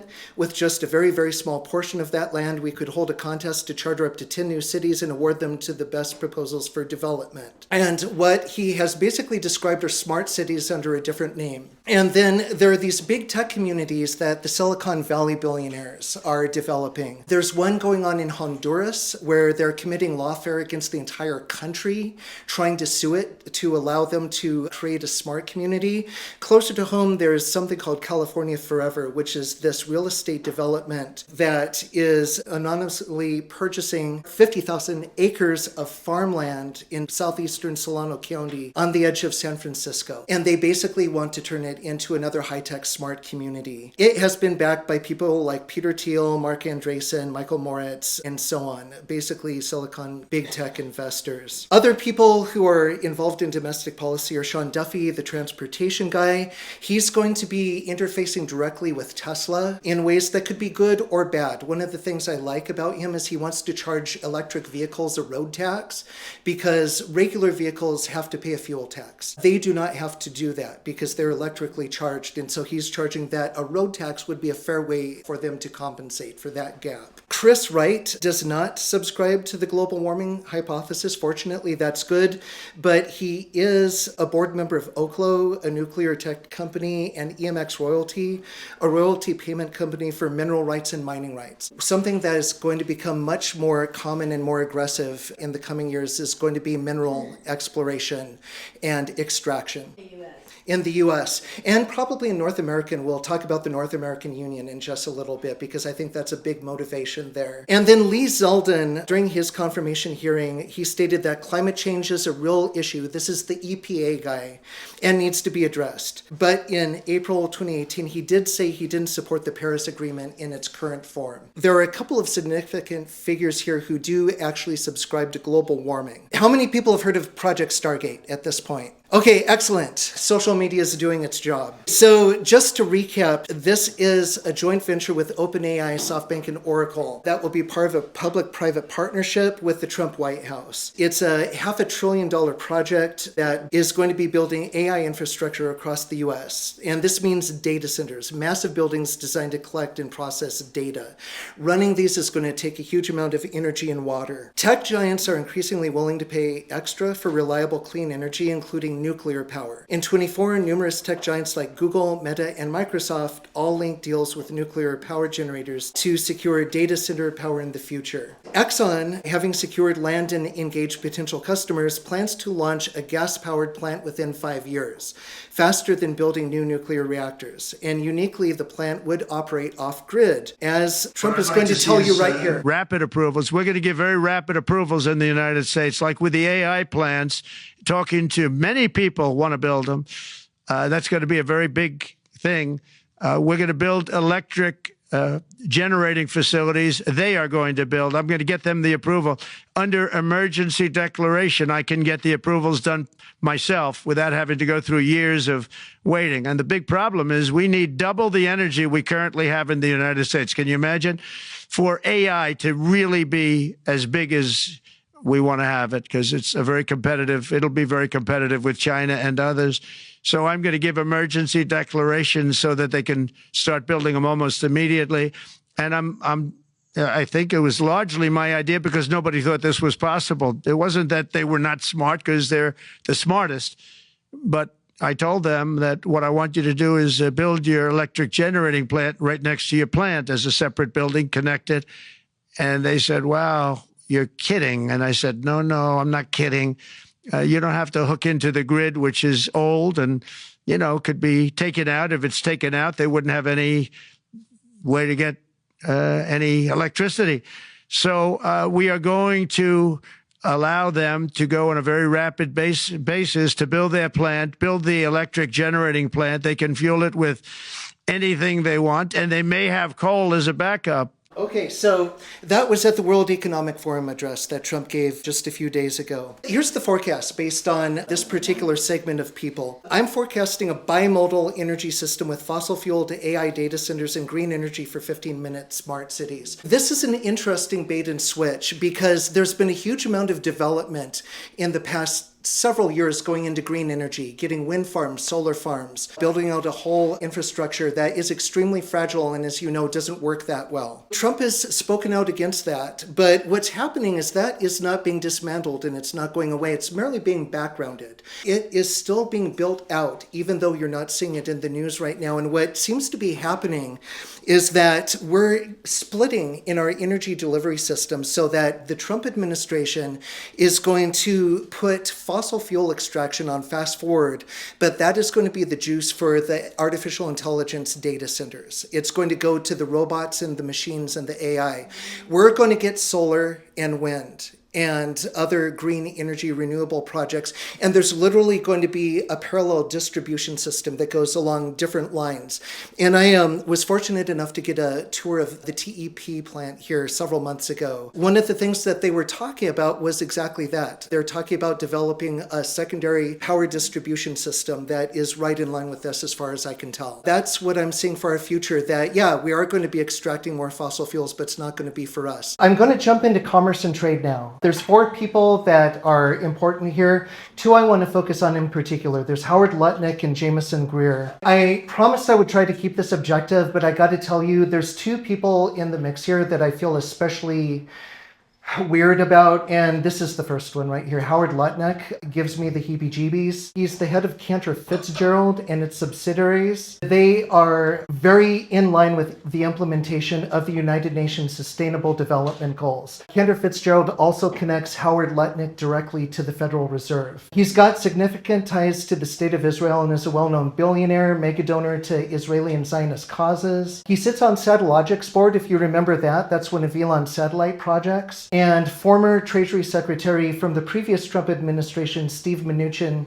and the former head of the Joint Chiefs of Staff under Trump, General Joe Dunford, do also. He's a crypto proponent, like so many other people. The Commerce Department is going to have significant influence over technology policy, including crypto and generative AI. He is also invested in and pushes the Tether stablecoin. Here's Howard. We felt that space and the satellites in particular is really the next coming gigantic market for data. I mean, to have images of the whole Earth, data on the whole Earth, the amount of decisions that will unlock and the ability and the economics of how that will unlock was extraordinary. So we found the company Satellogic. It has the best technology. It redesigned every inch of the satellite. It takes 10 times the images of everybody else. I mean, you look at these images, 70 centimeters. You can count the containers on the ships, count the cars, count the trees, count the number of what's working and what's not working in a solar farm. I mean, this is incredible technology, and I think it just unlocks a vast sea of opportunity in marketplaces. And so this was the best technology. And that's why we did the transaction. And just for our radio listeners, we've been seeing on TV some images of some of this remote sensing and how incredibly detailed it is. So, Mr. Secretary, from your point of view, we've talked before about your new fund, the things you want to do with it. Explain why this was such an important investment for you and your fund. Well, David, it's great to be with you. And we're very focused on investments where not only can we bring capital, but we can bring our expertise. And we're particularly focused on the technology area, national security, and in other forms where we can add a lot of value. So what we liked about this is great technology, very scalable, very affordable. And the combination of having a lot of data with a lot of AI really will enable both very big government markets and more importantly, very big commercial markets. I wanted you to hear that. That's him talking about Satellogic, which is going to basically boost enormously spy satellite capability for both government, military, and private contractors. Jameson Greer, the other guy I want to talk about, is interesting in a couple of ways. He's a huge China hawk, and he was involved in trade negotiations with China and also talks about renegotiating the North American Free Trade Agreement with Canada and Mexico. So he's a globalist, basically. He supported trade deals with countries such as the UK, Kenya, the Philippines, and so on to counter China, as well as restoring the U.S. manufacturing base, which is good as far as it goes. He has said it's imperative to establish a predictable and fair regulatory structure that establishes, at a minimum, a level playing field for U.S. blockchain innovators that rely on digital assets, so cryptocurrency blockchain. In line with this, how many people have seen this map? Okay, social media is failing. except a little bit. This is the Club of Rome, which is a think tank that was started decades ago that were the first ones to basically sort of develop the idea that global warming and other environmental problems, be they real or imagined, would be a really good way to get people on board with doing what you want them to. They had a plan at one point to work the world into 10 different regions. This is a stepping stone to a central governmental control system that would be one government over the entire globe. This would be basically almost there. Interestingly, you'll see the North American bloc includes America, Canada, and Greenland. Where have we been hearing that lately?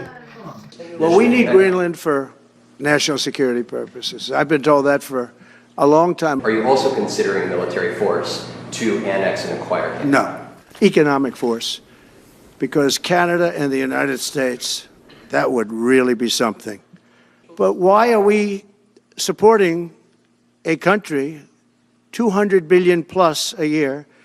Our military is at their disposal. All of these other things, they should be a state.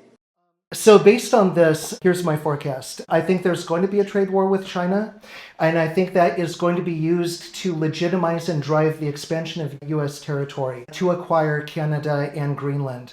A lot of people think Trump is just bluffing. I don't think he is. He has talked to the Prime Minister of Denmark recently. He's making them very nervous because he's threatening to level extreme sanctions against them if they don't give up Greenland. He's been doing a lot of saber rattling with Canada also. There's numerous things that are driving this, but he's saying we need it for national security. A lot of people think like, oh, it's going to help us protect ourselves from Russia or something like that. No, we need the resources. We need the water, we need the energy, we need the mineral extraction for all of the smart technology.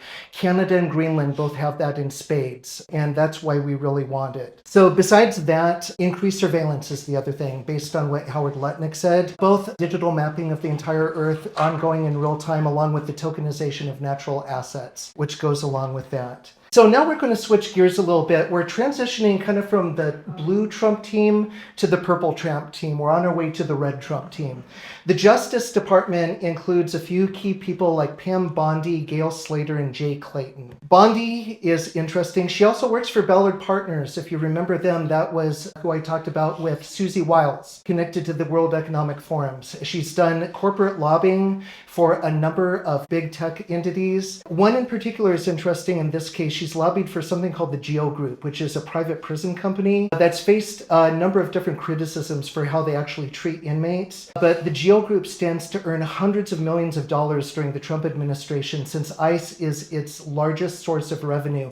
They want to work with Bondi to contract to build deportation centers.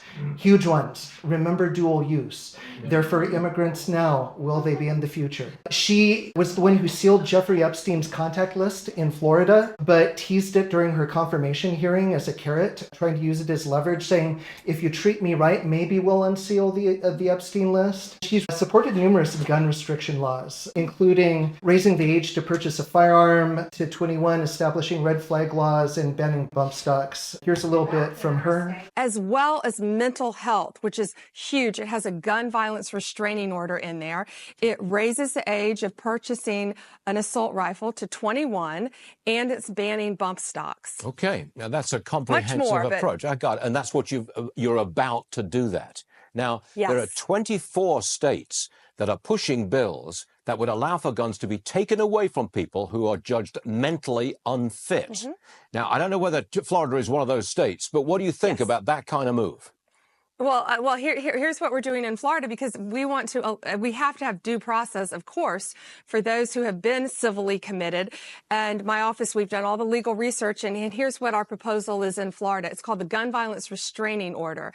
And so, Stuart, if you're civilly committed, in Florida it's called a Baker Act, what will happen is law enforcement can and should automatically remove any firearms, because that shows you're a danger to yourself or others when you're civilly committed. Then after someone is released from civil commitment, law enforcement will have 72 hours to take to go before a judge and ask the judge if they choose to hold those guns even longer if they feel that the person is, again, a threat to themselves or to others. Okay. She is a concern in terms of gun rights as far as I'm concerned. The two other people I mentioned, Gail Slater and Jay Clayton, what you need to know about Gail Slater is she has worked for the since dismantled lobbying organization Internet Association, which advocated for some of the country's biggest Silicon Valley people and companies, Facebook, Amazon, Google, and so on. They represented its members on issues like AI, broadband, content moderation, and privacy, but conspicuously stayed out of the antitrust debate, which was arguably the most relevant, consequential policy conversation in the industry's recent history. And then Jay Clayton, he's another CFR member, Council on Foreign Relations. He's also a member of the board of the directors of American Express, an advisor to Fireblocks, the Israel-based cryptocurrency firm. Here's my forecast with these guys. I forecast a huge amount of contracting with big tech corporations, increased gun law restrictions, construction of deportation facilities, which again, I'm concerned may be dual use because in line with what she was just saying, yeah, they're used for one demographic now, but it can be used for other people, including us later. And even if you think Trump wouldn't do that, he's not going to be there forever, unless we become a one-party state. Yeah. Right? And then finally, clamp down on free speech, particularly in regard to Israel. That's going to be the beginning, and then it will expand. Intelligence people, Tulsi, John Ratcliffe, Kash Patel, and Carrie Lake. Tulsi is interesting because she's both a World Economic Forum Young Global Leader and a CFR term member, Council on Foreign Relations. She's done both, and she's denied both, but it's in the record, and I found both of them. To her credit, she's introduced bans to ban trans women from female sports, but she is pro-gun control and has sponsored a number of gun control measures during her previous political career. She has spoken in favor of a Green New Deal and advocated her own Off Fossil Fuels for a Better Future Act as legislation to transition the United States to renewable energy, so she's into green energy. Maybe she'll handle that part while some of the other people handle the fossil fuels going to AI. She's also supported FISA Section 702, which is an intelligence gathering tool passed by Congress after September 11th that allows the government to conduct targeted surveillance of foreign nationals living outside the U.S. without needing to obtain a warrant, which numerous people have argued has been abused and used to target political rivals, among other things. John Ratcliffe, he's a China hawk, and he's in a race to beat Russia and China technologically and in space. So he will definitely support technocratic movement in society. On December 16th, 2016, Barack Obama signed his HR 5877 United States-Israel Advanced Research Partnership Act of 2016 into public law. He supported Trump's 17 executive order to prohibit immigration from those 7 predominantly Muslim countries. And he's talked about how he made Space Force the 18th agency in the intelligence community because satellites are important to American life and we need to maintain our superiority, going back to both Starshield and Satellogic. So he's on board with that. There seems to almost be, in some instances, an adversarial relationship by those same big data producers, either with national security more broadly or the intelligence community more specifically. And I won't name names, but I think we know their feelings in some instances about the intelligence community. And so how do we navigate that in terms of the relationship of the public-private relationship on big data? We've got to build trust. And so we have to use, unfortunately, circumstances that where the failure to work more closely and overcome some of those challenges and some of that mistrust have worked against us, and use the recent examples, for instance, the solar winds, as a learning experience for the only way we prevent this from happening is for there to be more public-private partnerships and an ability to, work more closely to identify threats and some of the challenges that are there that the government can't do alone, and Silicon Valley and our technology centers in the private sector can't do alone, where we are strongest together. And so that is really, as we look at the challenges moving forward, one of the things in an open society that we've really got to focus on and do a better job. Okay, so he's all about public-private partnerships, which is this marriage between the government and the private sector, especially Silicon Valley. Kash Patel. Okay, so you guys, you've probably been waiting for me to say nice things about people. I actually kind of like Kash, in contrast to some people I'll talk about. He's a supporter of Israel, but he's not a hardcore Zionist, which for me is an important distinction. So he does earn an Israel badge, but not in as extreme a way as some other people. He became in 22 a director for the Trump Media and Technology Group, which owns Truth Social. He's interested in significant justice reform in a way that I think is positive, so I'll say that about him. But he has been on record as being a rather hardcore QAnon supporter. And as far as I'm concerned, QAnon was an op, and it was diversionary, probably intelligence-based. So now I want to talk a little bit more about Israel before I go into the final two sections, just so you know why I'm concerned. The state of Israel, in case any of you don't know, is a leader worldwide in technocracy. They're also a leader in vaccine development. In 2021, they signed a deal with Pfizer, a data sharing agreement where if they got the first and best batch of Pfizer, they would vaccinate as many of their people as possible and then share data back to Pfizer on the outcomes. Israel is about 90% vaccinated, possibly more than any other country in the world because of that data sharing agreement. They're also doing a huge amount to build out the next generation technological relation in the ways that we're concerned about, including in bioconvergence, which is another term for basically turning us all into cyborgs. I wanted to just show you this video.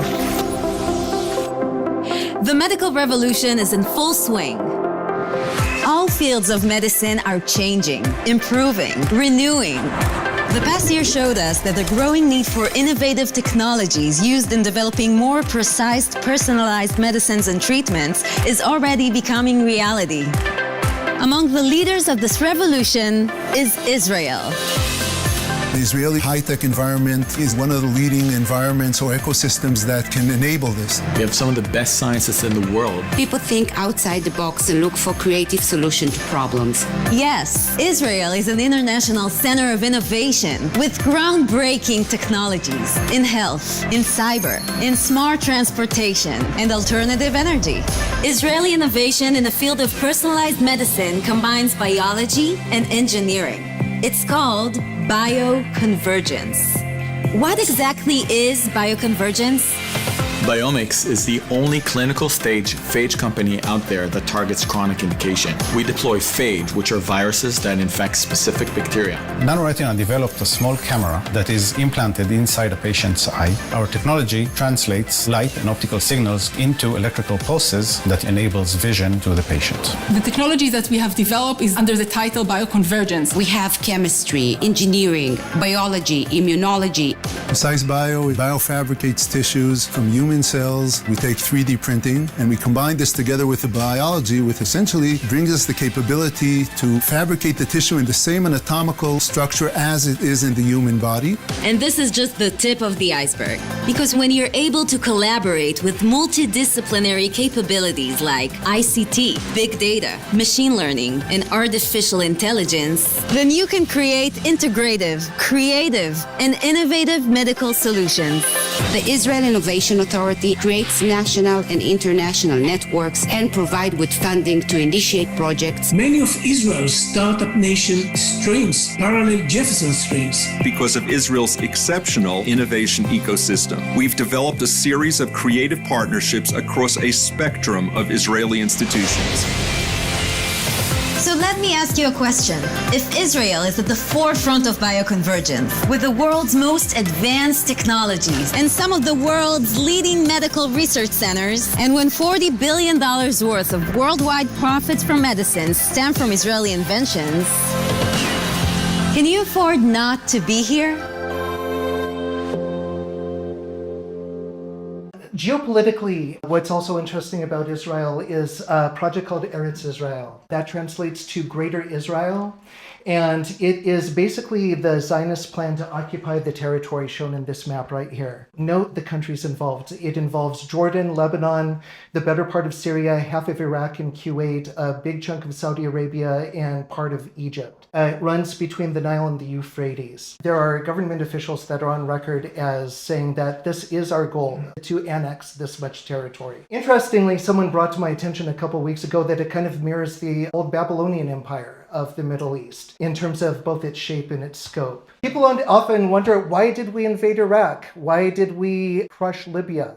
Why did we do what we did to Syria? Okay, Wesley Clark from 2003. Right after 9/11, about 10 days after 9/11, I went through the Pentagon and I saw Secretary Rumsfeld and Deputy Secretary Wolfowitz. I went downstairs just to say hello to some of the people on the Joint Staff who had used to work for me. And one of the generals called me and he said, "Sir, you got to come in. You got to come in and talk to me a second." I said, "Well, you're too busy." He said, No.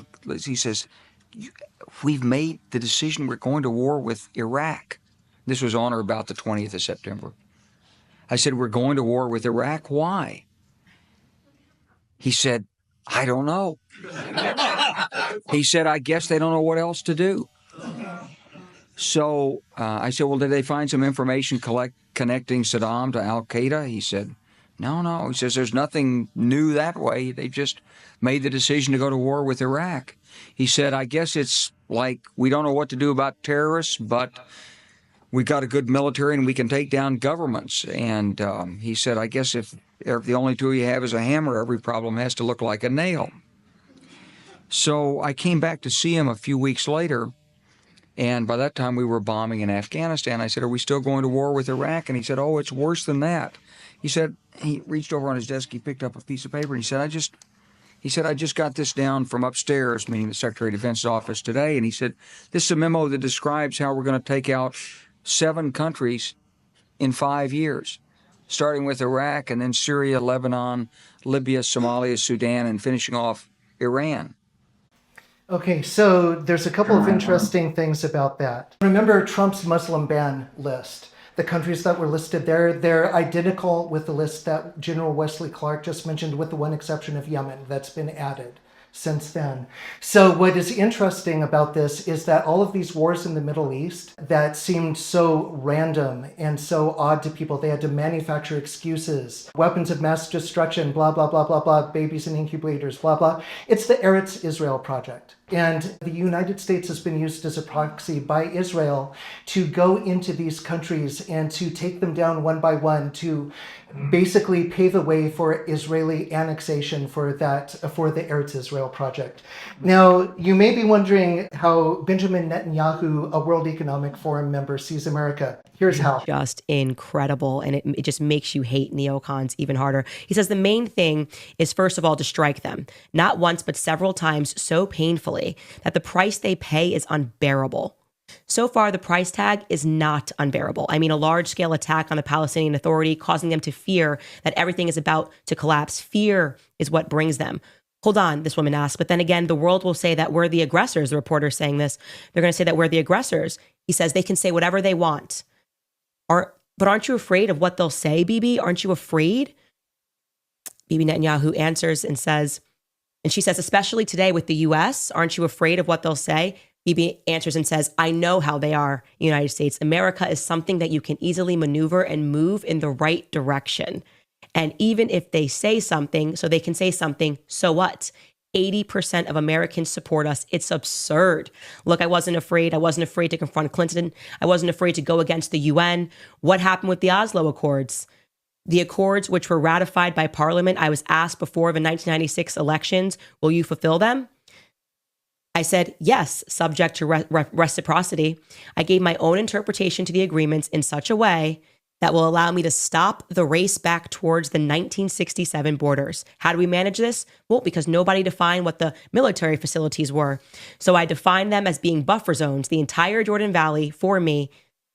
Nobody has, I mean, this is just an incredible clip. He's basically saying, don't care what America says. Don't care if the UN says. I will defy them. I will mock them. I will be tricky. The Oslo Accords, I was never going to make good on that. I was never going to allow Palestine to become a state. I realized that I could maneuver the language. And he's laughing. He is, I mean, he is caught on camera saying this way before October 7th. And yet you still have Americans who are not awake to the fact that our foreign policy is being dictated by this man. Yep. Billions of dollars going into the Middle East, not benefiting Americans whatsoever. And again, these Likud party journalists who they're not dually loyal. Do not accuse them of being dually loyal. They are loyal to Israel. That is a fact. Yep. The Israel-American relationship is asymmetrical in a number of ways. One other interesting factoid is that the NSA has a data sharing agreement with Israel where they get 100% of NSA data, but we don't get the same from them. There's any number of things I could go into, but I want to just talk about Gaza real quick. I've got a lot of stuff on this slide. I am not going to go into anything but the first paragraph. There's been a lot of propaganda that has been sown saying that, Israel is only defending itself. The Palestinians are using human shields. So here's some actual statistical information. As of January 8th of this year, over 47,000 people, 45,000, nearly 46,000 Palestinian, and 1,700 Israeli have been reported killed, as well as 166 journalists and media workers, 120 academics, and over 224 humanitarian aid workers. 70% of Palestinians killed were women and children. At least 17,000 Palestinian children had been killed as of December of just the past year. And they say that Palestinian children are killed at a rate of about 1 per hour. That is several school buses per week, and many of them are used for target practice. What doctors describe is that the children will be brought in with headshots and chest shots, which is difficult, right? And I've seen videos that show this actually in detail, which is why I feel strongly about it. The other stats I can tell you are that they have something like 35 hospitals. 19 of them have been completely destroyed, and the others have been rendered nearly inoperable, so that they have the inability to provide medical care for civilians. I think it's a shame that more people aren't aware of this and the media completely covers it up. But I wanted to play this clip about what Donald Trump says about the Gaza Strip. I looked at a picture of Gaza. Gaza is like a massive demolition site. That place it's really, it's got to be rebuilt in a different way. Do you plan to help rebuilding Gaza? I might. Gaza is interesting. It's a phenomenal location. On the sea, best weather. Everything's good. It's like some beautiful things could be done with it, but that's very interesting.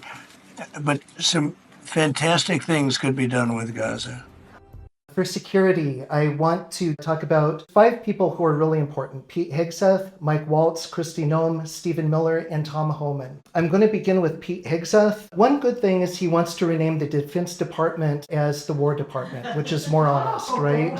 And to implement a 10-year ban on generals working for defense contractors after retiring from the military. He reportedly has little patience for moral questions surrounding war. Of the Americans who dropped nuclear bombs on Japan to end World War II, he writes, "They won, who cares?" He said, "Zionism and Americanism are the front lines of Western civilization and freedom in our world today." And he compared his support for Israel to the Crusade, saying, "We don't want to fight, but like our fellow Christians 1,000 years ago, we must. We need an American crusade." And then he has called Iran's government an evil regime. And in January 2020, when President Trump unilaterally drone-killed their General Soleimani, he expressed strong support. He's also called on Trump to bomb the Iranian homeland, including cultural sites if they were storing weapons. Yeah, I'm not worried about how the Republicans would respond to this. I mean, how many wars were started under Donald Trump's watch? Not Ukraine, not this. How many members? The White House is staffed by pro-Palestinian millennials. It is, whose reflex is to tweet both sidesism. Hey, both sides are responsible. That's their reflex. In fact, the Palestinian branch of the State Department in Israel tweeted something just like that right away and then deleted it. That's their instinct inside the DNA of the modern Democrat. Blame both sides. Calm down, everybody. I watched Palestinian, it weren't just terrorists, this is an army, go in and pull grandmas out and murder women and children. And what Israel's about to do is bring hell down on Hamas if they do it right. I mean real war, not like TV war. Real war, stacking bodies, dead people. Because Bibi Netanyahu's not going to mess around here. What happens when that happens? Will the pro-Palestinian millennials stay off their Twitter keep? I don't think they're going to be able to resist, let alone the squad. So it's going to take real fortitude to actually stand behind Israel. Okay, so he's all about stacking bodies. That's kind of all I want to say about Pete Hegseth. Mike Waltz, he's a strong Zionist and he's a favorite of AIPAC. If you don't know what AIPAC is, it's the foremost Israeli lobbying firm on Capitol Hill. He's the one who's married to Julia Neshowitz, the CFR member. He's worked in the Pentagon as a defense policy director for Secretaries of Defense Donald Rumsfeld and Robert Gates. He's voted for FISA reauthorization, supports the electronic tagging of cattle, supports a female draft, and he's considered one of Congress's most hawkish members with regard to both Iran and China. So he would be a strong proponent of trying to basically set us up against China to achieve other goals. Kristi Noem, during COVID, she emphasized health freedom and she rose to national prominence over her refusal to issue a statewide mandate to wear face masks, instead advocating for voluntary measures. But on January of 2020, she signed an executive order that joined 27 other states in condemning anti-Semitism and standing against the boycotts, divestment, and sanctions campaign against Israel. In 24, she signed HB 1076, which requires the state to consider the definition of anti-Semitism when investigating unfair or discriminatory practices into law. Israel Katz, the Israeli Minister of Foreign Affairs, commended her, whom he called a true friend of Israel, for her decision to join 33 other states in the U.S. and adopt the IHRA definition, which considers anti-Zionism as anti-Semitism, as an official law in her state. So this is what I was talking about at the beginning about conflating Zionism with other things so that you can accuse people of hate speech and censoring them. I didn't mention what she talked about in her book that she's received a lot of criticism about, which was shooting her puppy and then her goat. Some of you probably know about that. She was surprised why anyone would think that was not anything other than positive. Stephen Miller, this guy's interesting. He was the chief architect of the Trump travel ban for the Muslim majority countries and also the policy of separating migrant children from their parents. During the pandemic, he leaked conversations. He wanted to extend temporary border restrictions imposed because of the pandemic to restrict immigration in the long term. That's interesting. I have mixed feelings about it. In one way, I see that as good. In another way, it makes me kind of nervous that he did that. In the 2020 election, he said that if Trump were reelected, the administration would seek to limit asylum, target sanctuary city policies, and expand the travel ban and cut work visas. I'm all for targeting sanctuary cities. Some of the other is a little bit more mixed for me. Tom Homan doesn't have any badges. That's what I want to point out about him. There are a lot of things I like about him. The thing that makes me really nervous is that he's still basically holding to the child separation policy, which I think can be abused very easily because even if Tom does the right thing, there's people all over the country who are going to be adhering to that may not do the right thing. The other thing he said is that new detention centers will need to be constructed with the capacity to hold families exiting the country. In an earlier interview, he estimated 100,000 beds would be needed for mass deportation efforts. I just want to briefly mention, because Trump formally proposed a sweeping expansion of its collection of DNA and other biometric data of immigrants, eye scans, voice prints, and so on, to go beyond detained migrants in order to include U.S. citizen sponsors and others. That was back in 2020. Anduril, a company I mentioned earlier, which was founded by this guy, Palmer Luckey, has contracted with administrations of both parties to construct the Smart Wall. What Trump said is that the walls we're building are not medieval walls. They are smart walls designed to meet the needs of frontline border agents. And they're going to include things like sensors, monitors, and cutting-edge technology, including radar, AI, and drones. So I just want to play this real quick for you. Number 8, we will finally complete the biometric entry-exit visa tracking system, which we need desperately. For years, Congress has required biometric entry-exit visa tracking systems, but it has never been completed. The politicians are all talk, no action, never happens, never happens. Hillary Clinton, all talk. Unfortunately, when there is action, it's always the wrong decision. Do you ever notice? In my administration, we will ensure that this system is in place. And I will tell you, it will be on land, it will be on sea, it will be in air. We will have a proper tracking system. Okay, so that was 1 year before he also passed a bill to aggressively roll out 5G. So my forecast here is we're going to get construction of a smart border wall, including sensor AI and drones. Keep in mind, the wall can not only keep people out, it can keep people in too. And we documented that a couple of years ago when we actually visited in Santa Cruz County and saw part of the border wall. And it had a razor wire that was on the inside, not facing out, which we thought was interesting at the time. I'm thinking that illegal immigrants are going to be used as an excuse to increase surveillance and infringe civil liberties. And there's going to, again, be a crackdown on free speech beginning with Israel. Foreign policy, Marco Rubio, Steve Witkoff, Rick Grinnell, Elise Stefanik, and Mike Huckabee. Marco Rubio, even amongst the most conservative people, I don't know many people who like him. I haven't heard good things about him from anyone. So just a few things about him. He supported coup attempts in Cuba, Nicaragua, Bolivia, and Venezuela. Some people call him Narco Rubio because his own brother-in-law is a cocaine drug lord that he has helped to evade the law. He supported a trade war and sanctions against China, Russia, North Korea, and Iran. He also has voted to reauthorize FISA and supported the dramatic expansion of the surveillance state in American life. And then he's a very strong Zionist neocon. He helped arm ISIS along with John McCain and Lindsey Graham in 2012. He's been a vocal critic of Iran and a staunch supporter of Israel as it continues its attacks in Gaza and Lebanon. He cheerled the U.S. action in Libya that led to Gaddafi's execution and the country being turned into a failed state. That was Hillary Clinton. We came, we saw, he died, and supported the wars in Iraq and Afghanistan and helped Saudi Arabia in its genocide against Yemen. Steve Witkoff, I don't have a lot to say about him, except he's Trump's golf buddy. He's a real estate developer. And he's also been reportedly part of a recent cryptocurrency project along with their sons. He has previously praised Trump's dealings with Israel, saying in July that his leadership was good for Israel and the entire region. Rick Grinnell, how many people here know Rick Grinnell? Is anyone familiar with him? Okay, a couple people.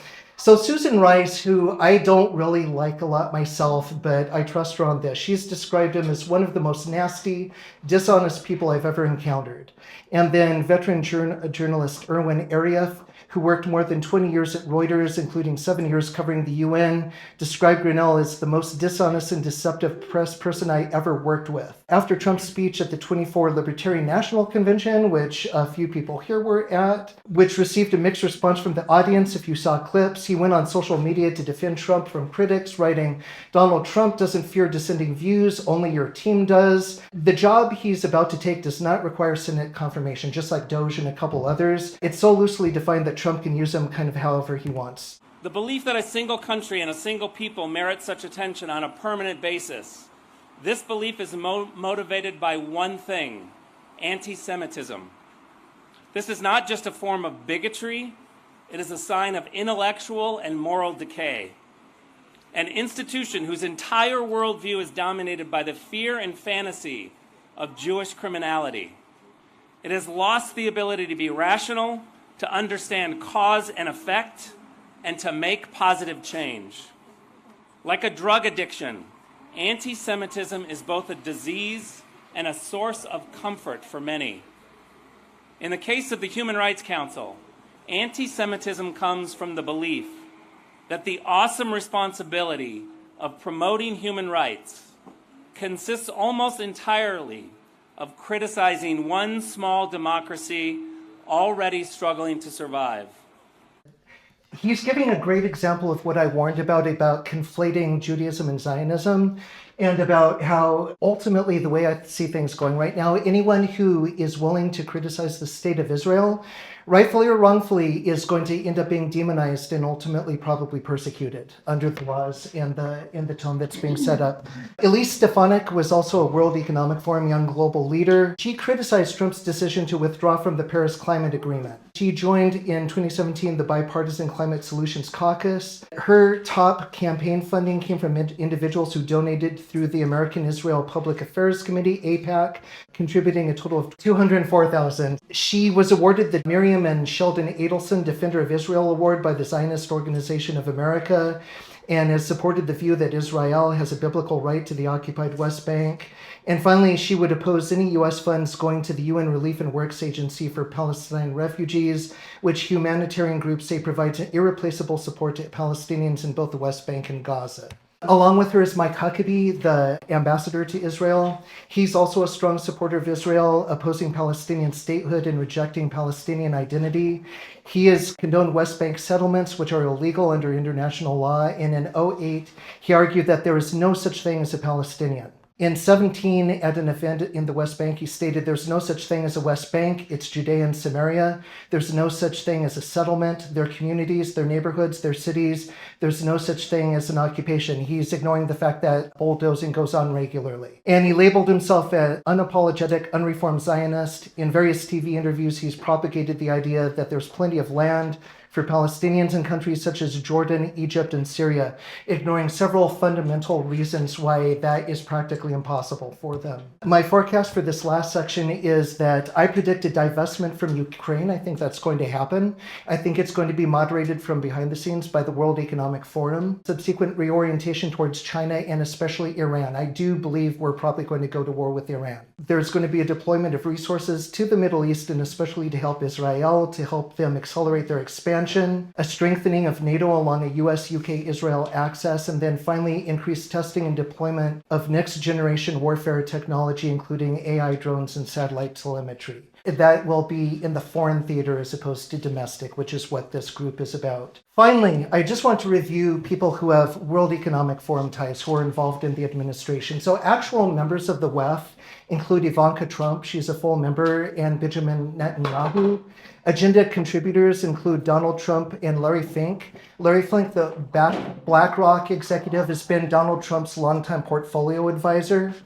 Young global leaders include Elise Stefanik, Tulsi Gabbard, Elon Musk, Vivek Ramaswamy, who's out of the picture now, Peter Thiel, Bill Gates, Jeff Bezos, Mark Zuckerberg, Larry Page, and Sergey Brin. And then here's a recap for the CFR, the Council on Foreign Relations. So it includes Scott Bessent, Tulsi Gabbard, Jay Clayton, Monica Crowley, the Assistant Secretary of State I did not mention, Christopher Landau, the Deputy Secretary of State, so lots of Secretary of State involvement, Julia Neshawat, the sister of Jeanette, and then again Larry Fink, Trump's portfolio advisor. You know, the question I ask is who is actually running the USA at this point? Is it Trump and Vance? Or is it people like Klaus Schwab, Benjamin Netanyahu, and Peter Thiel?